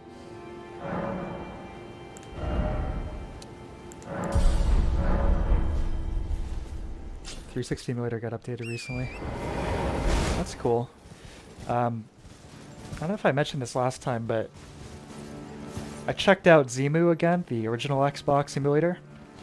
So I wanted to try a couple things. Genba Onimusha seems to run pretty much flawlessly. There's a few things with the text. You can't upscale it. Like, the character models won't be affected. Obviously the backgrounds are pre-rendered, but the character models don't get affected by turning up the render resolution, which stinks, but hey, if you want to just play the game, you know, you can.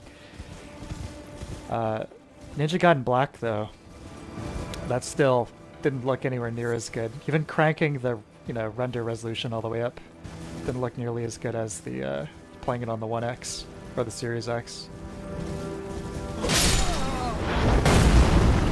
Plus, still had some stutter for me. So, Xbox machine gets to live another year or two in my house.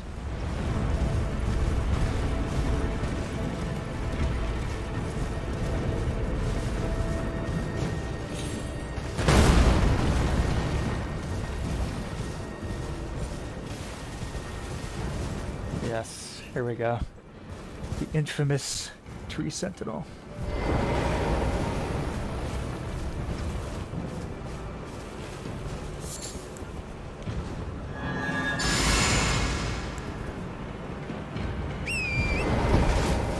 That was an extremely unintentional but lucky dodge. Decent damage here. Yeah, okay. I like this fight a lot, so I'm going to focus on this one.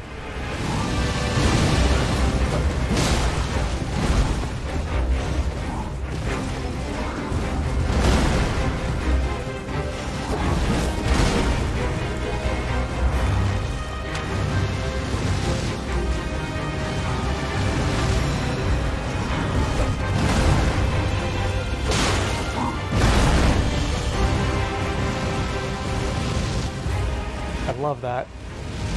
This is great. It's like this in the dragon fights where you've got these huge bolts of flame flying directly into the camera so you narrowly dodge them. That's gaming, baby.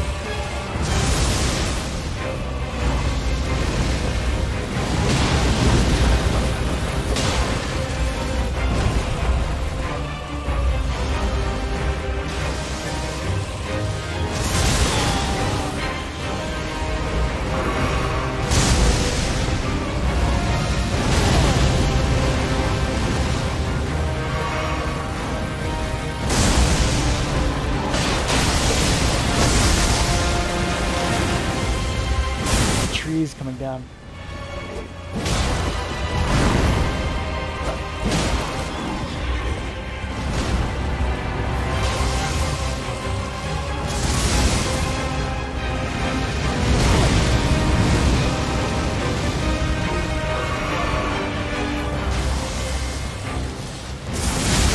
Damn.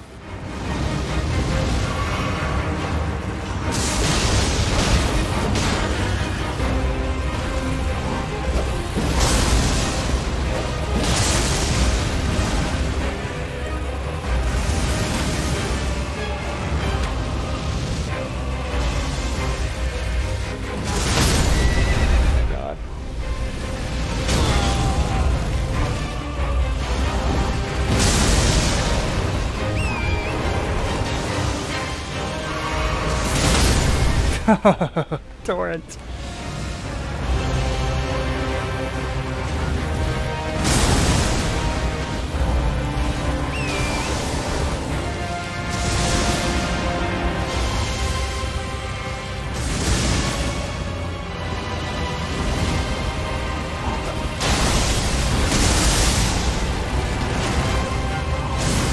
glad falling trees don't hurt you, I guess.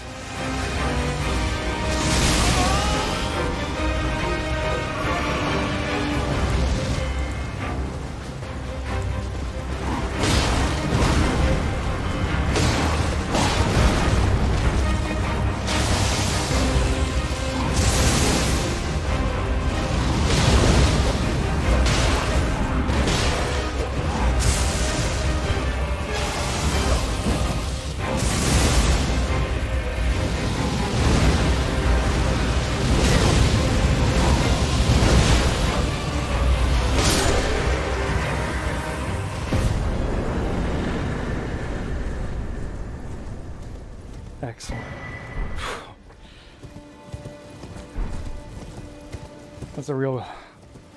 That was a real heart stopper of a fight. Jesus. That was hairy.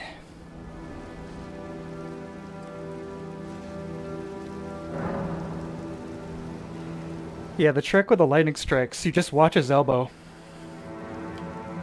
You know, as soon as he's like, he like raises, don't look at the shield, don't look at anything else, just look at his elbow. And as soon as that starts to come down, just hit dash on the horse. If you're already dashing, you're good, but if you want to be safe, that's how you want to time it. Yeah, I like that fight a lot. That was a real brick wall for me, my first playthrough. That probably took 15, 20 tries. So, whew. Good one.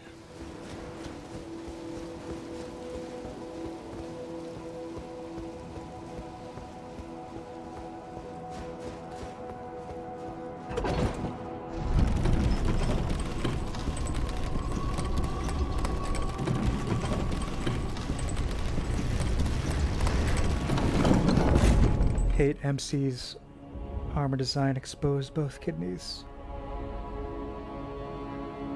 Who's MC? Master Chief? Main character?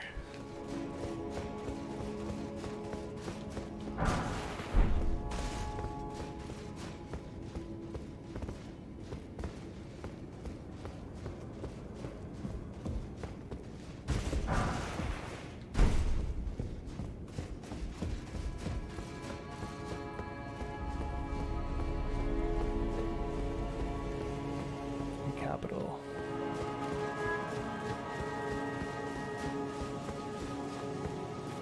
So I'm not used to seeing all these places at night. Like I said, my first couple playthroughs, just getting pwned constantly, but the game was always in, you know, morning or afternoon mode.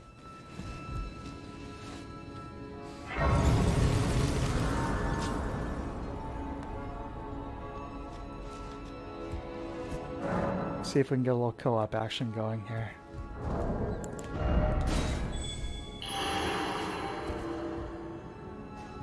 All right.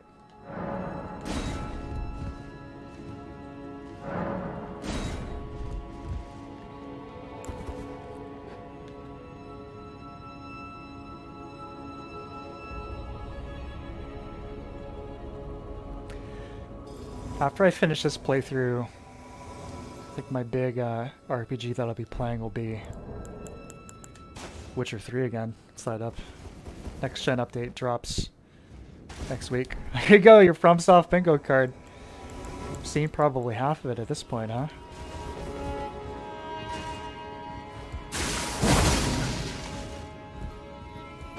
Our time of day changing when you die is a really bad design choice. I would be interested to know the thought process behind that. Hey! I do kind of wish I had passed time to morning, though. This place does look a lot better in the daytime.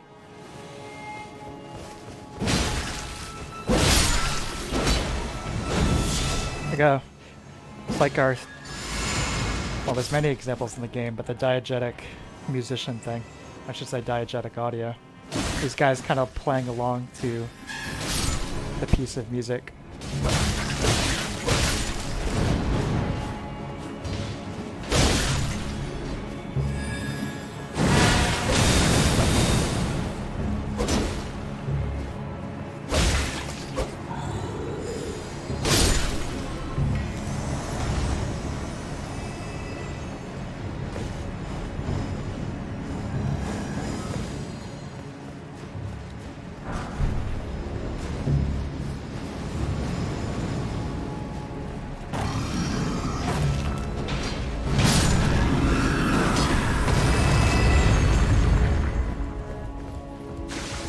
Obviously, you know, Anne Orlando comes to mind for this place, but it's like enough of a variation on it that it doesn't feel too samey for me. Or like Roman style architecture.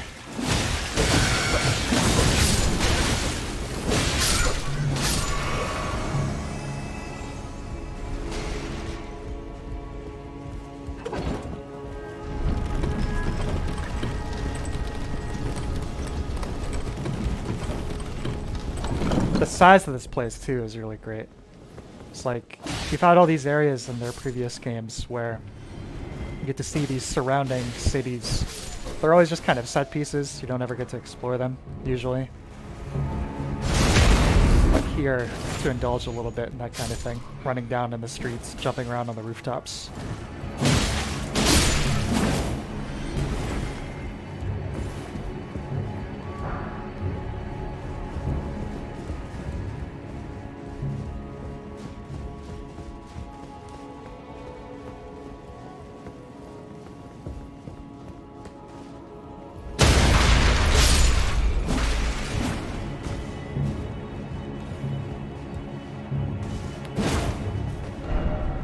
Night in video games is actually dark instead of being daytime but blue. Yeah, I mean, I can understand, you know, for gameplay sake, being able to see where you're going is king, but I feel you.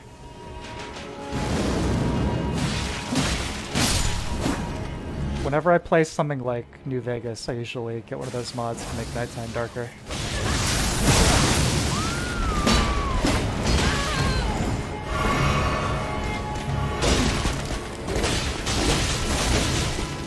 Go in tandem well with those kind of like survivalist mods we talked about earlier.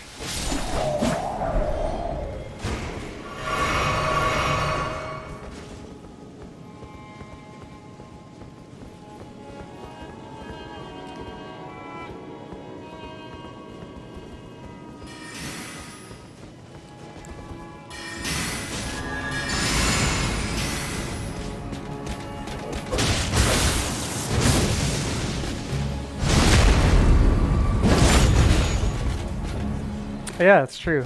I still need to play Dragon's Dogma, man. It's been on my bucket list for a long time. A proper playthrough. But yeah, my first playthrough ended like 3 hours in because I got lost in some very spooky, scary woods that were actually very dark.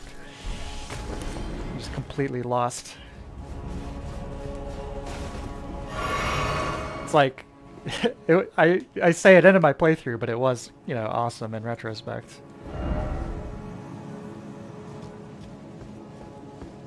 Yeah, this looks a lot better daytime. This area.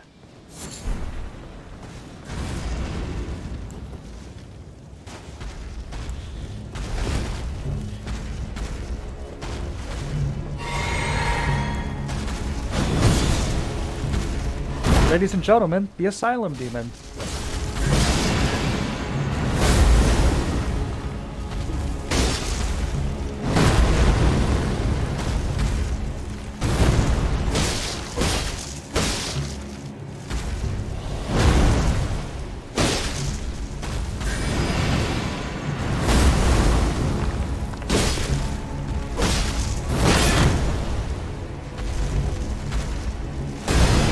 In terms of asset reusal, this one probably the most shameless.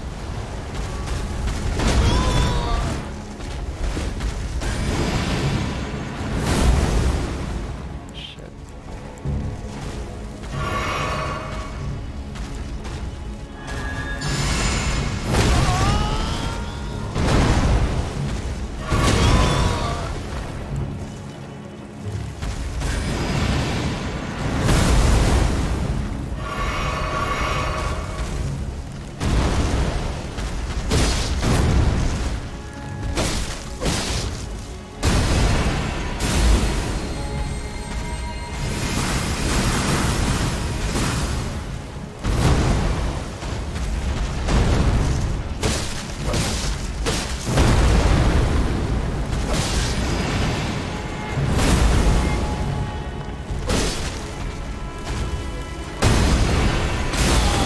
Yeah, forgot about that.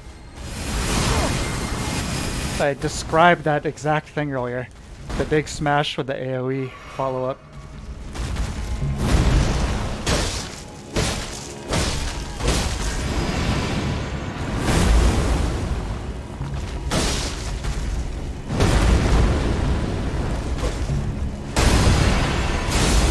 There it is.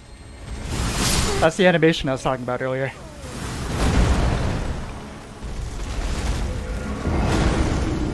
I don't even care. I got smoked. Look good. Yeah, the catacombs definitely overused. I don't mind there being like several kinds of the same creature, you know, if it makes sense to, you know, the world of the game that there would be. Like, yeah, these tree guardians, yeah, there probably would be several of them. But if they had been a unique, you know, a more unique enemy encounter rather than just a reskinned Asylum Demon. Yeah. The Basilisks. I think that's just one of those things. It's just part of the FromSoft legacy. Okay, so here's the area in daytime. That's much better. Getting the sunlight shining and the gold caps to these buildings. Gotta have that.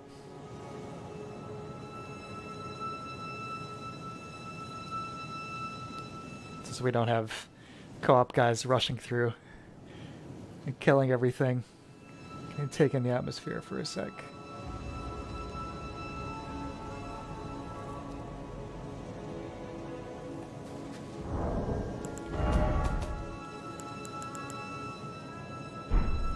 I wonder if...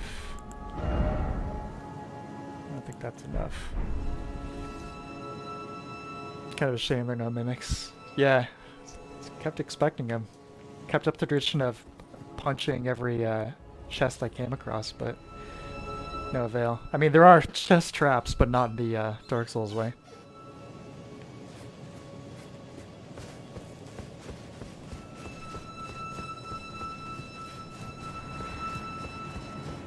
So I'm gonna go a completely different route this time.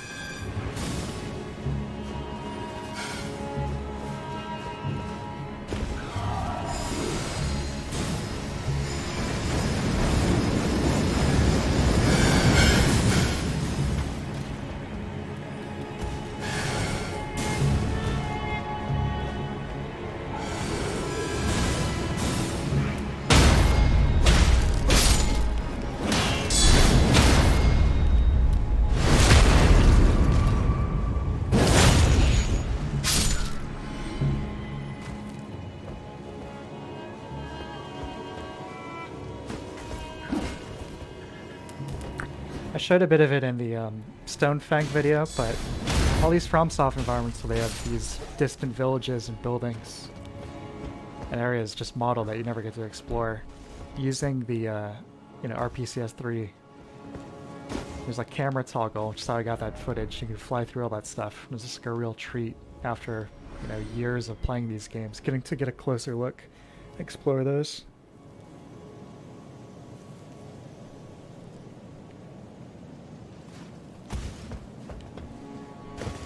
Yeah, like I was saying a minute ago, this fulfills that for me. Feels really awesome. Finally get to do it.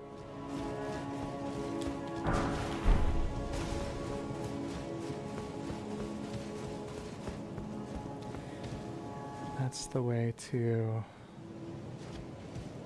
the Land of the Giants. Speaking of Demon Souls, there are a few modders working on restoring the Northern Limit area to Demon Souls. You'll be able to play that on our PS3.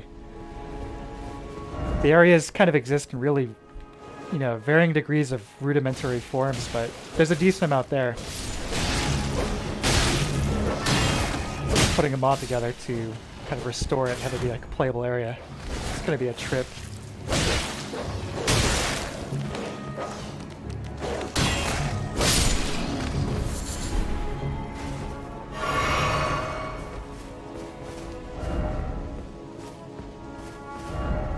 But the reason I mentioned that is this concept is basically the same thing, you know? I mean, literally, snowy land of the giants. So obviously a different world, but even in this, getting to go to that place and explore it and see these very similar designs, especially with the giants themselves, you know? Like the big gaping mouths on the bellies. It's really cool. Even if I think the end game areas in this are maybe not the best, with the exception of Hallig Tree, which I think should have been the mandatory last area. I mean, Farah Missoula is cool. It's just the mountaintops of the giants. And then even more so, Consecrated Snowfield, which is, yeah, optional, but feels like they're just kind of out of time and money.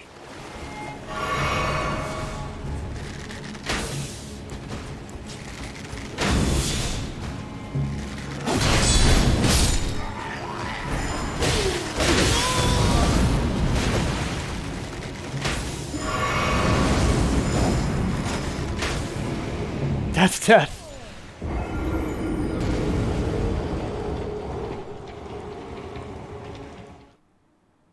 Yeah, all those unused enemies. It'd be cool to see how they're able to implement, you know, working animations. Because some of them do. They have, you know, very kind of characteristic, just like idle animations. Like, there's that owl. He's like,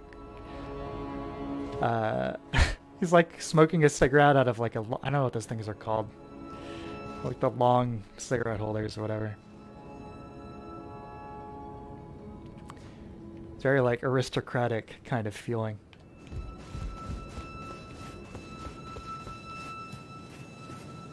Anyway. I think, well, let me ask you guys, would you rather I keep doing PvE stuff or you want to see a little Colosseum action? I'll switch to an endgame character. See a little bit of Mortal Kombat.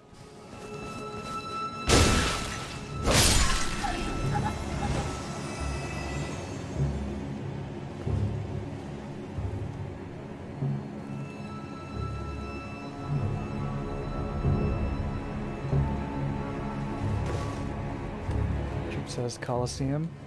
To see the endgame character. Okay, sure. I think you want to see some Colosseum action. Maybe. Alright, let's see some Colosseum action.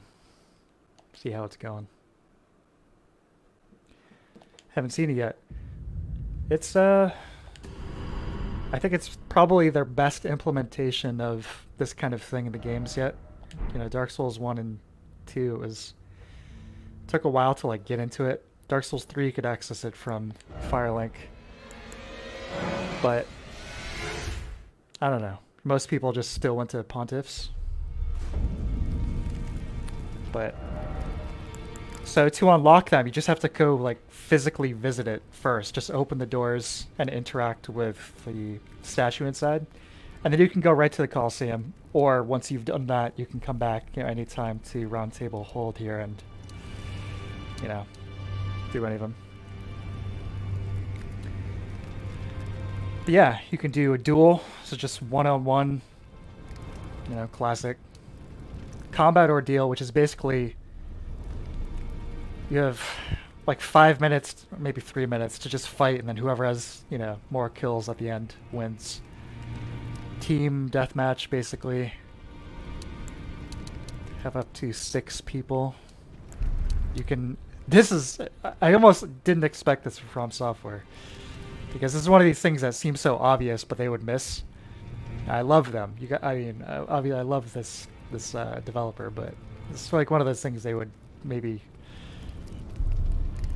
for whatever reason, not include. Anyway, yeah. Just leave that prohibited unless you want just total chaos. Yeah, we'll start with 3v3. How about that? If I tried a spell... I have one spellcaster character. I have an intelligence build that... It's really good. I think it's the most fun out of any of the Souls games as far as like magic goes. It's like it hit a good balance between fun, destructiveness, utility, not being too powerful, you know, not being almost useless like it kind of felt like in Dark Souls 3, you know.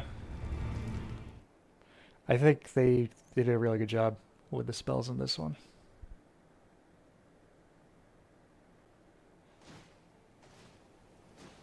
Here we go. 3-on-3. This is Mr. Endgame.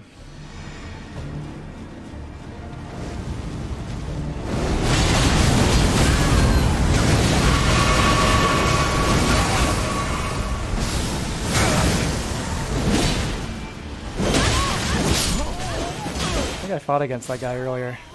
By Zomic Herald. Another missed opportunity to make a Team Fortress mod. Hey. Now we're talking.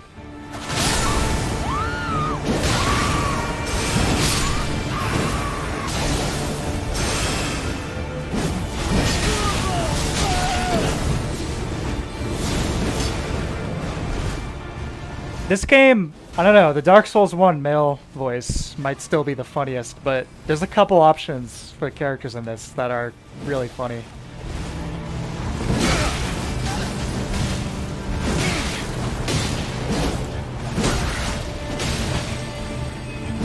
Wrong item.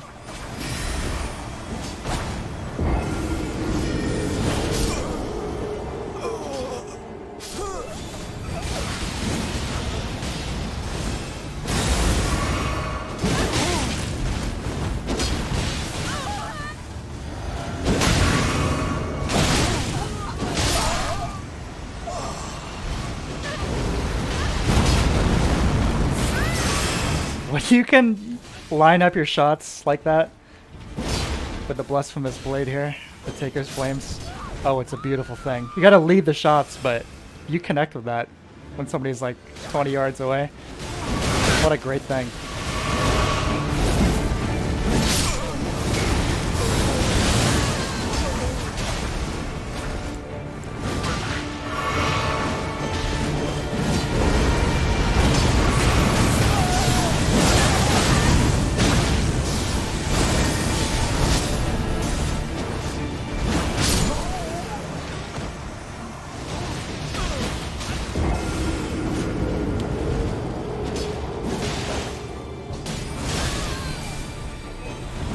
Deep Moan from DS1, yeah, I mean, that's definitely the king. No doubt.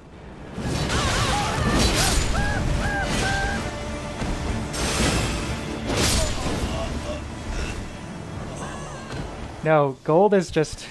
I think the gold above the heads is whoever is in the lead for score. But, I mean, just looking above their heads, if it's white text, they're your ally. If it's red text, they're an enemy.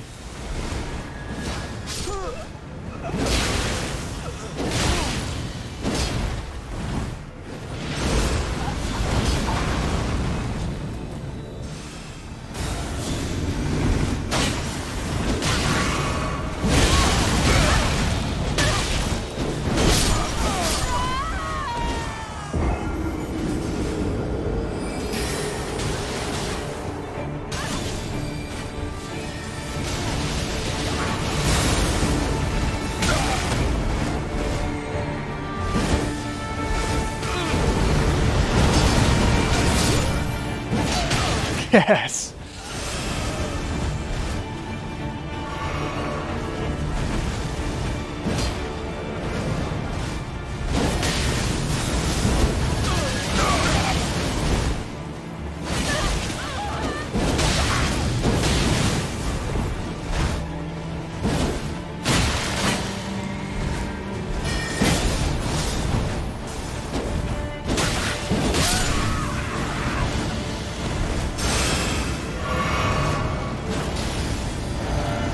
Unintentional pillar dodge.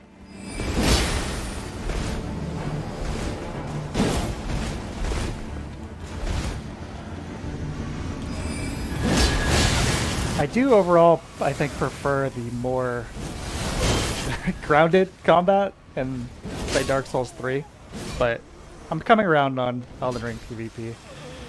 It's just kind of have to accept the fact that this is what endgame fighting is going to look like. Lots and lots of Ashes of War. Crazy stuff going on.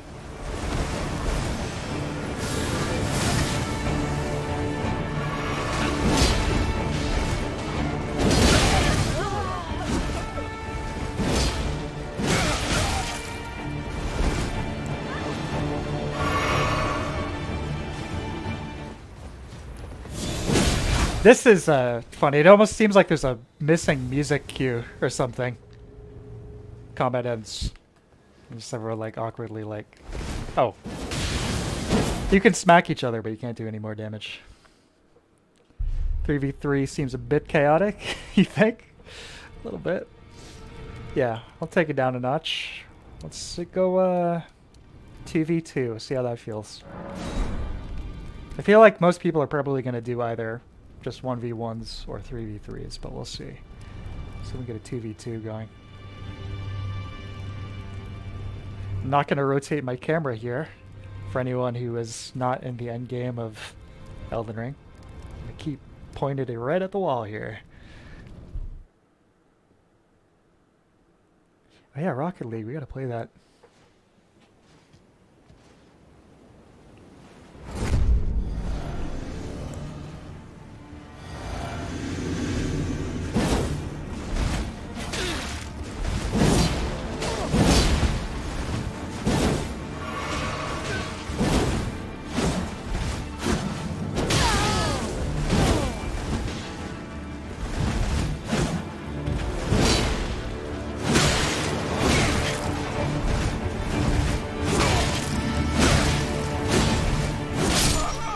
Taking me out to the cleaners. I think 2v2. I read that as IRL for a sec. Yeah, 2v2 IRL is the sweet spot, isn't it? Just you and your buddy. Yeah, I haven't played Rocket League in a long time. Several years. Probably like 2015 or something.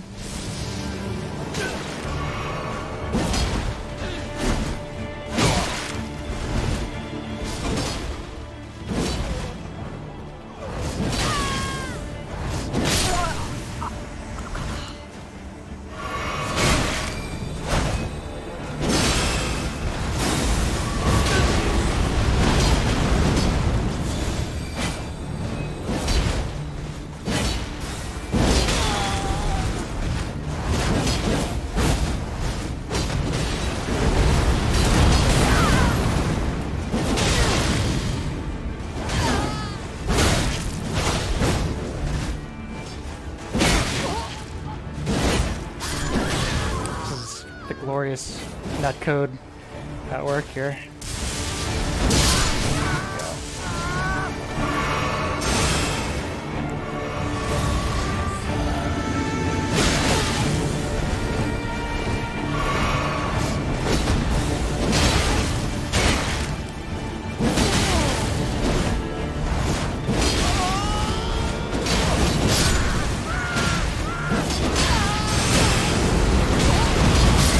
Yes! Oh man, satisfying. Sour milk cereal, hey. I think they're talking about Rocket League.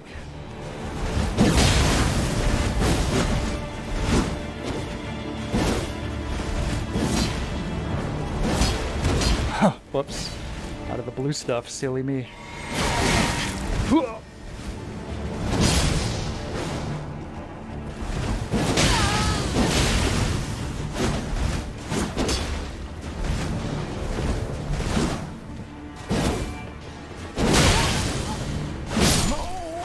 Oh, I was thinking there.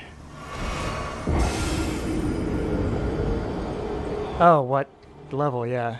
Sorry, rune level. I'm still very much caught up in Souls terminology. What level am I? 145.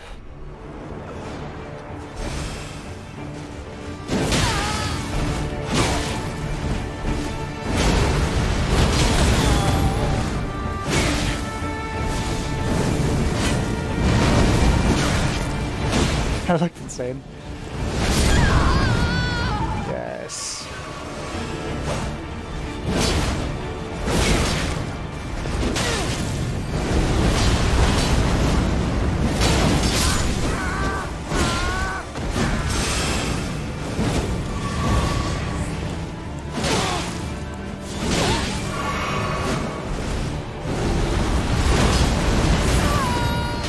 That's what I'm talking about. That's the good stuff.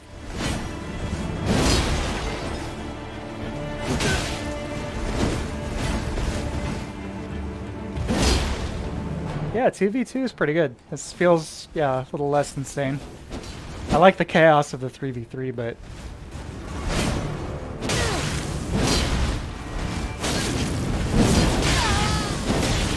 Guys playing on Starbucks Wi-Fi internet here.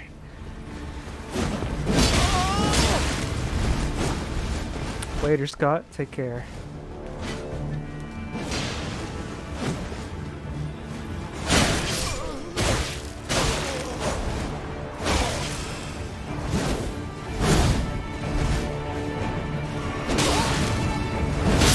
The sacred art of the turn and burn. Always reliable.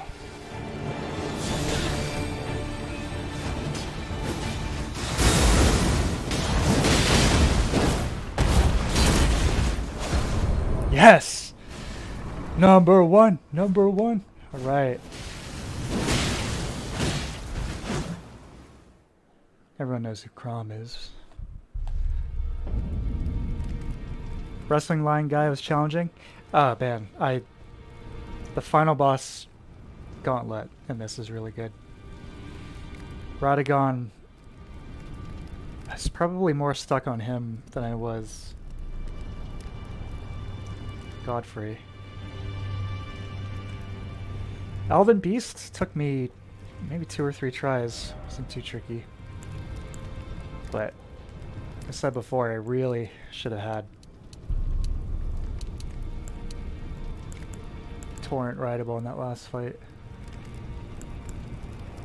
Let's turn on Spirit Ashes. Let's just crank the insanity to 11, shall we? We'll do that and then call it a night.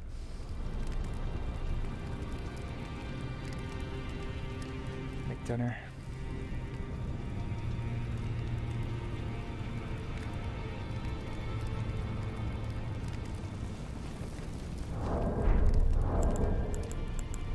Yeah, check this out.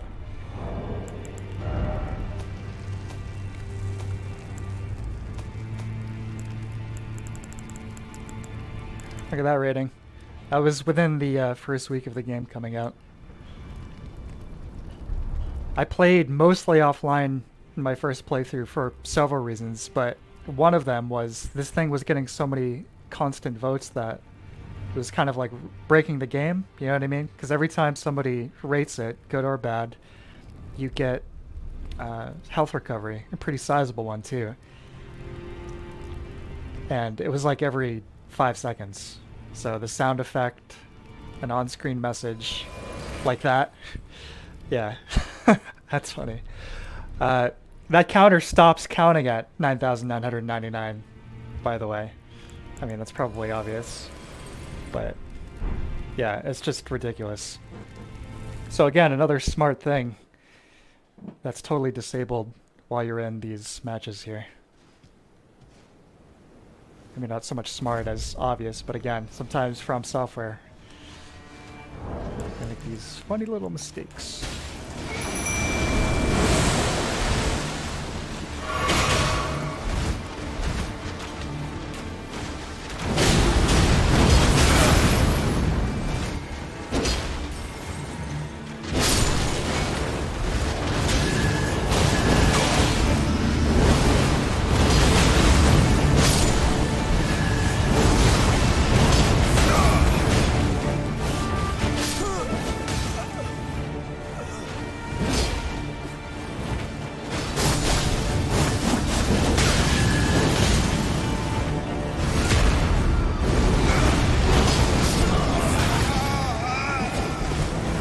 That one definitely sounds like Arnold.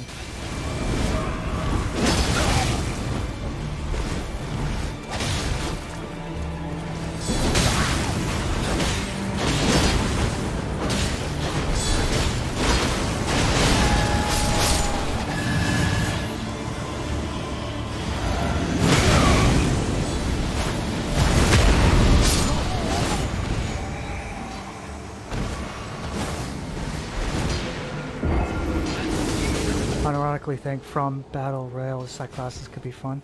Yeah, sure, why not? You know? Be interesting.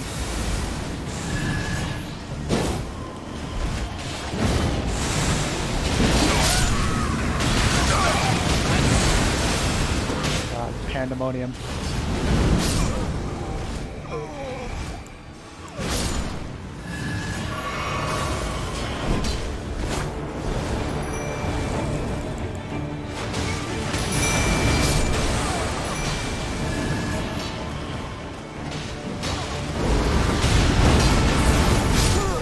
Yes.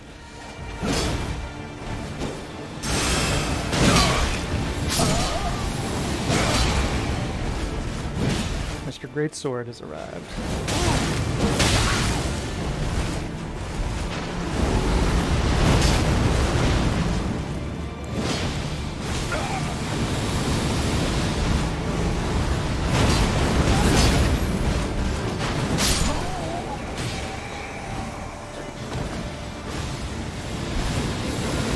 Game can't handle this. I see no reason why the player limit is 4 in the overworld.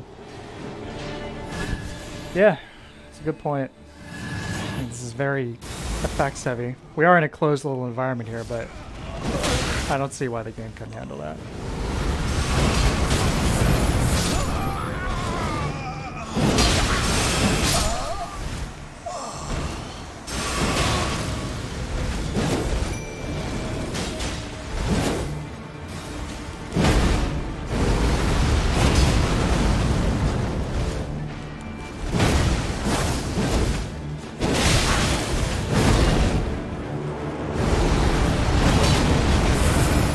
Oh, so this weapon that I've got in my right hand, the Blasphemous Blade, definitely one of the best in the game. Does an absurd amount of damage. The weapon art is crazy. That's the one I keep using here. It's shooting these massive, you know, fireballs or whatever. But every single time it hits an enemy, or should I say kills an enemy, it gets health back.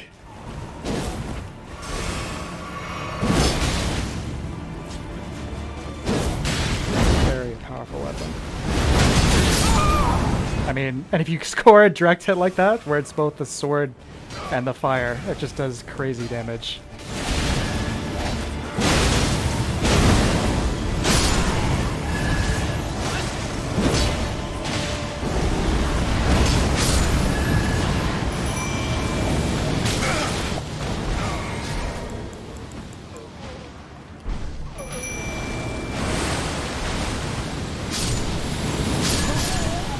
God. Some people can summon the dummy human gang. It'd be cool too to try things just like Pokemon fight style. Set it up, you know, 1v1 with Spirit Ashes turned on and then just have your minions fight it out. I'm sure that's going to be an Iron Pineapple video within the next week or something.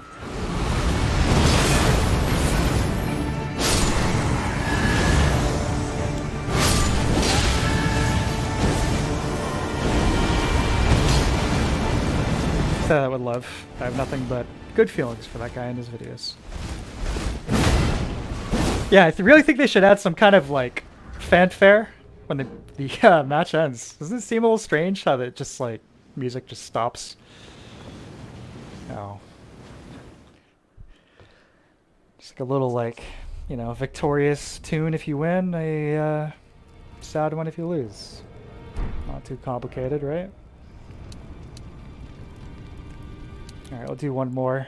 Just do a classic duel. So unlike the combat ordeal, it's one life. So more like the traditional format, I guess. Oh.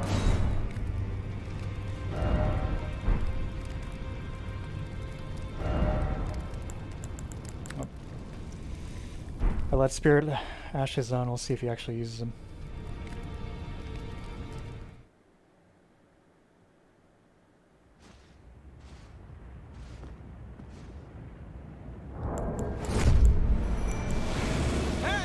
Yep, okay. You have no honor.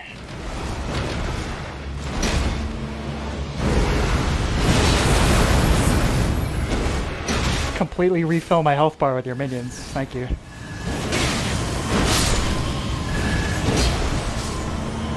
I should have left them alive and just keep picking them off whenever I needed a health refill. You deserve that, punk. Nice work, buddy. I'm sparkling like that. Alright, I'll try one more without the Spirit Ashes turned on.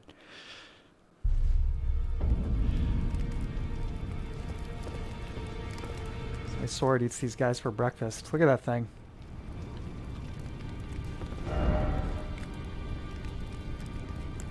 Off.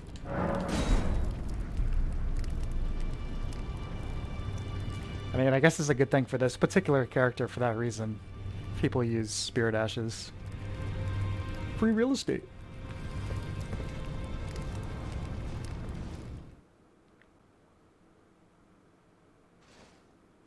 No, I refuse to teabag anybody.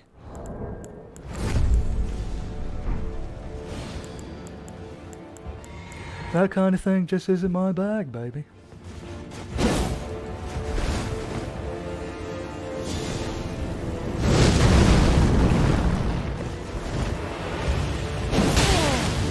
Look at that damage.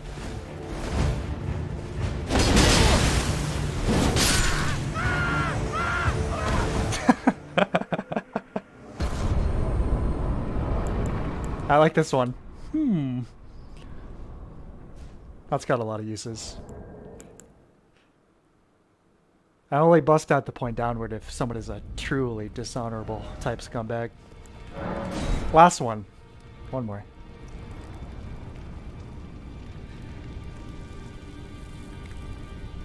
So this is the power of PvP specific balancing. This weapon is absurdly powerful in almost every situation. The Blasphemous Blade is outrageous. If any of you are on PC and have an extra you want to drop me so I can carry 2 of them on this guy, it'd be very much appreciated. Hey!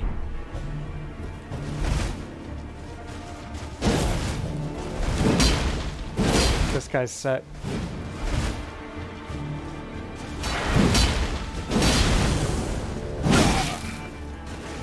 Now here's something that isn't in this Dark Souls 2 had.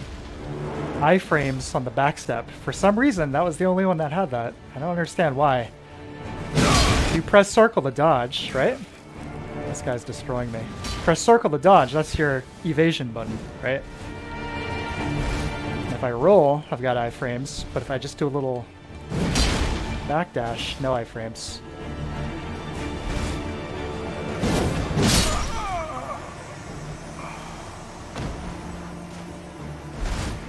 GG, pal.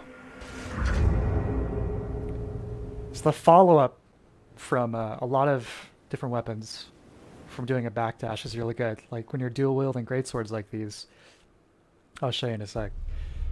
I did it a few times, but it's really good. But in order to actually use it, kind of putting yourself in a compromising situation compared to just like going out of the way, I guess. Because it's a different one for the roll. It's like an overhead smash, which is much slower.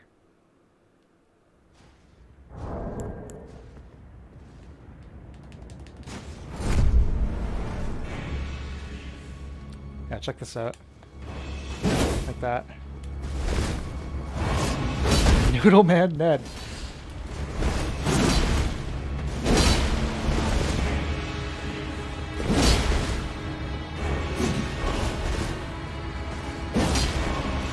These are some new tracks for the Colosseums. I think each one has its own piece of music.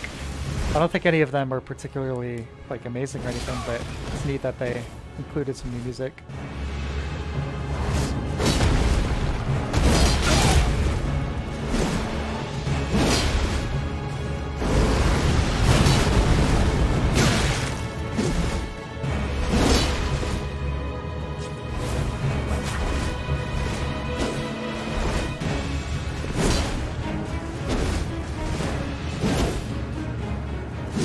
I think the real tricky thing to do would be to combine that with a ravioli step and then lock on once you're in motion like this. Let's see if I can do it. Yeah, like that. Do people still call it that?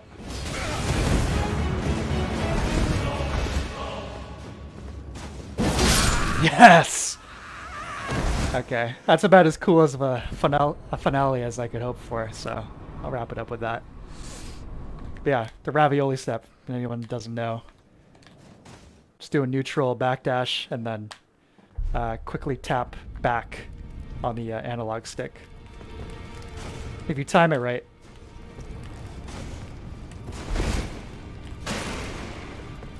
You'll go in the direction you're originally facing.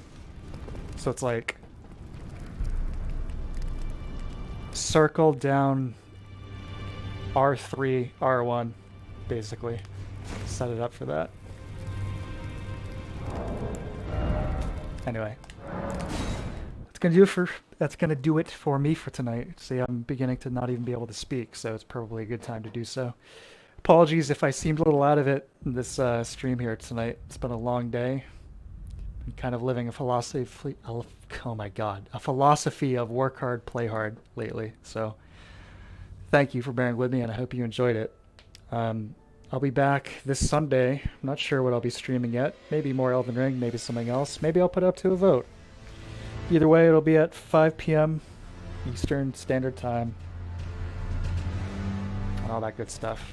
So, thanks everybody. I hope you all have a great night, week, and life in general. Until next time, adios.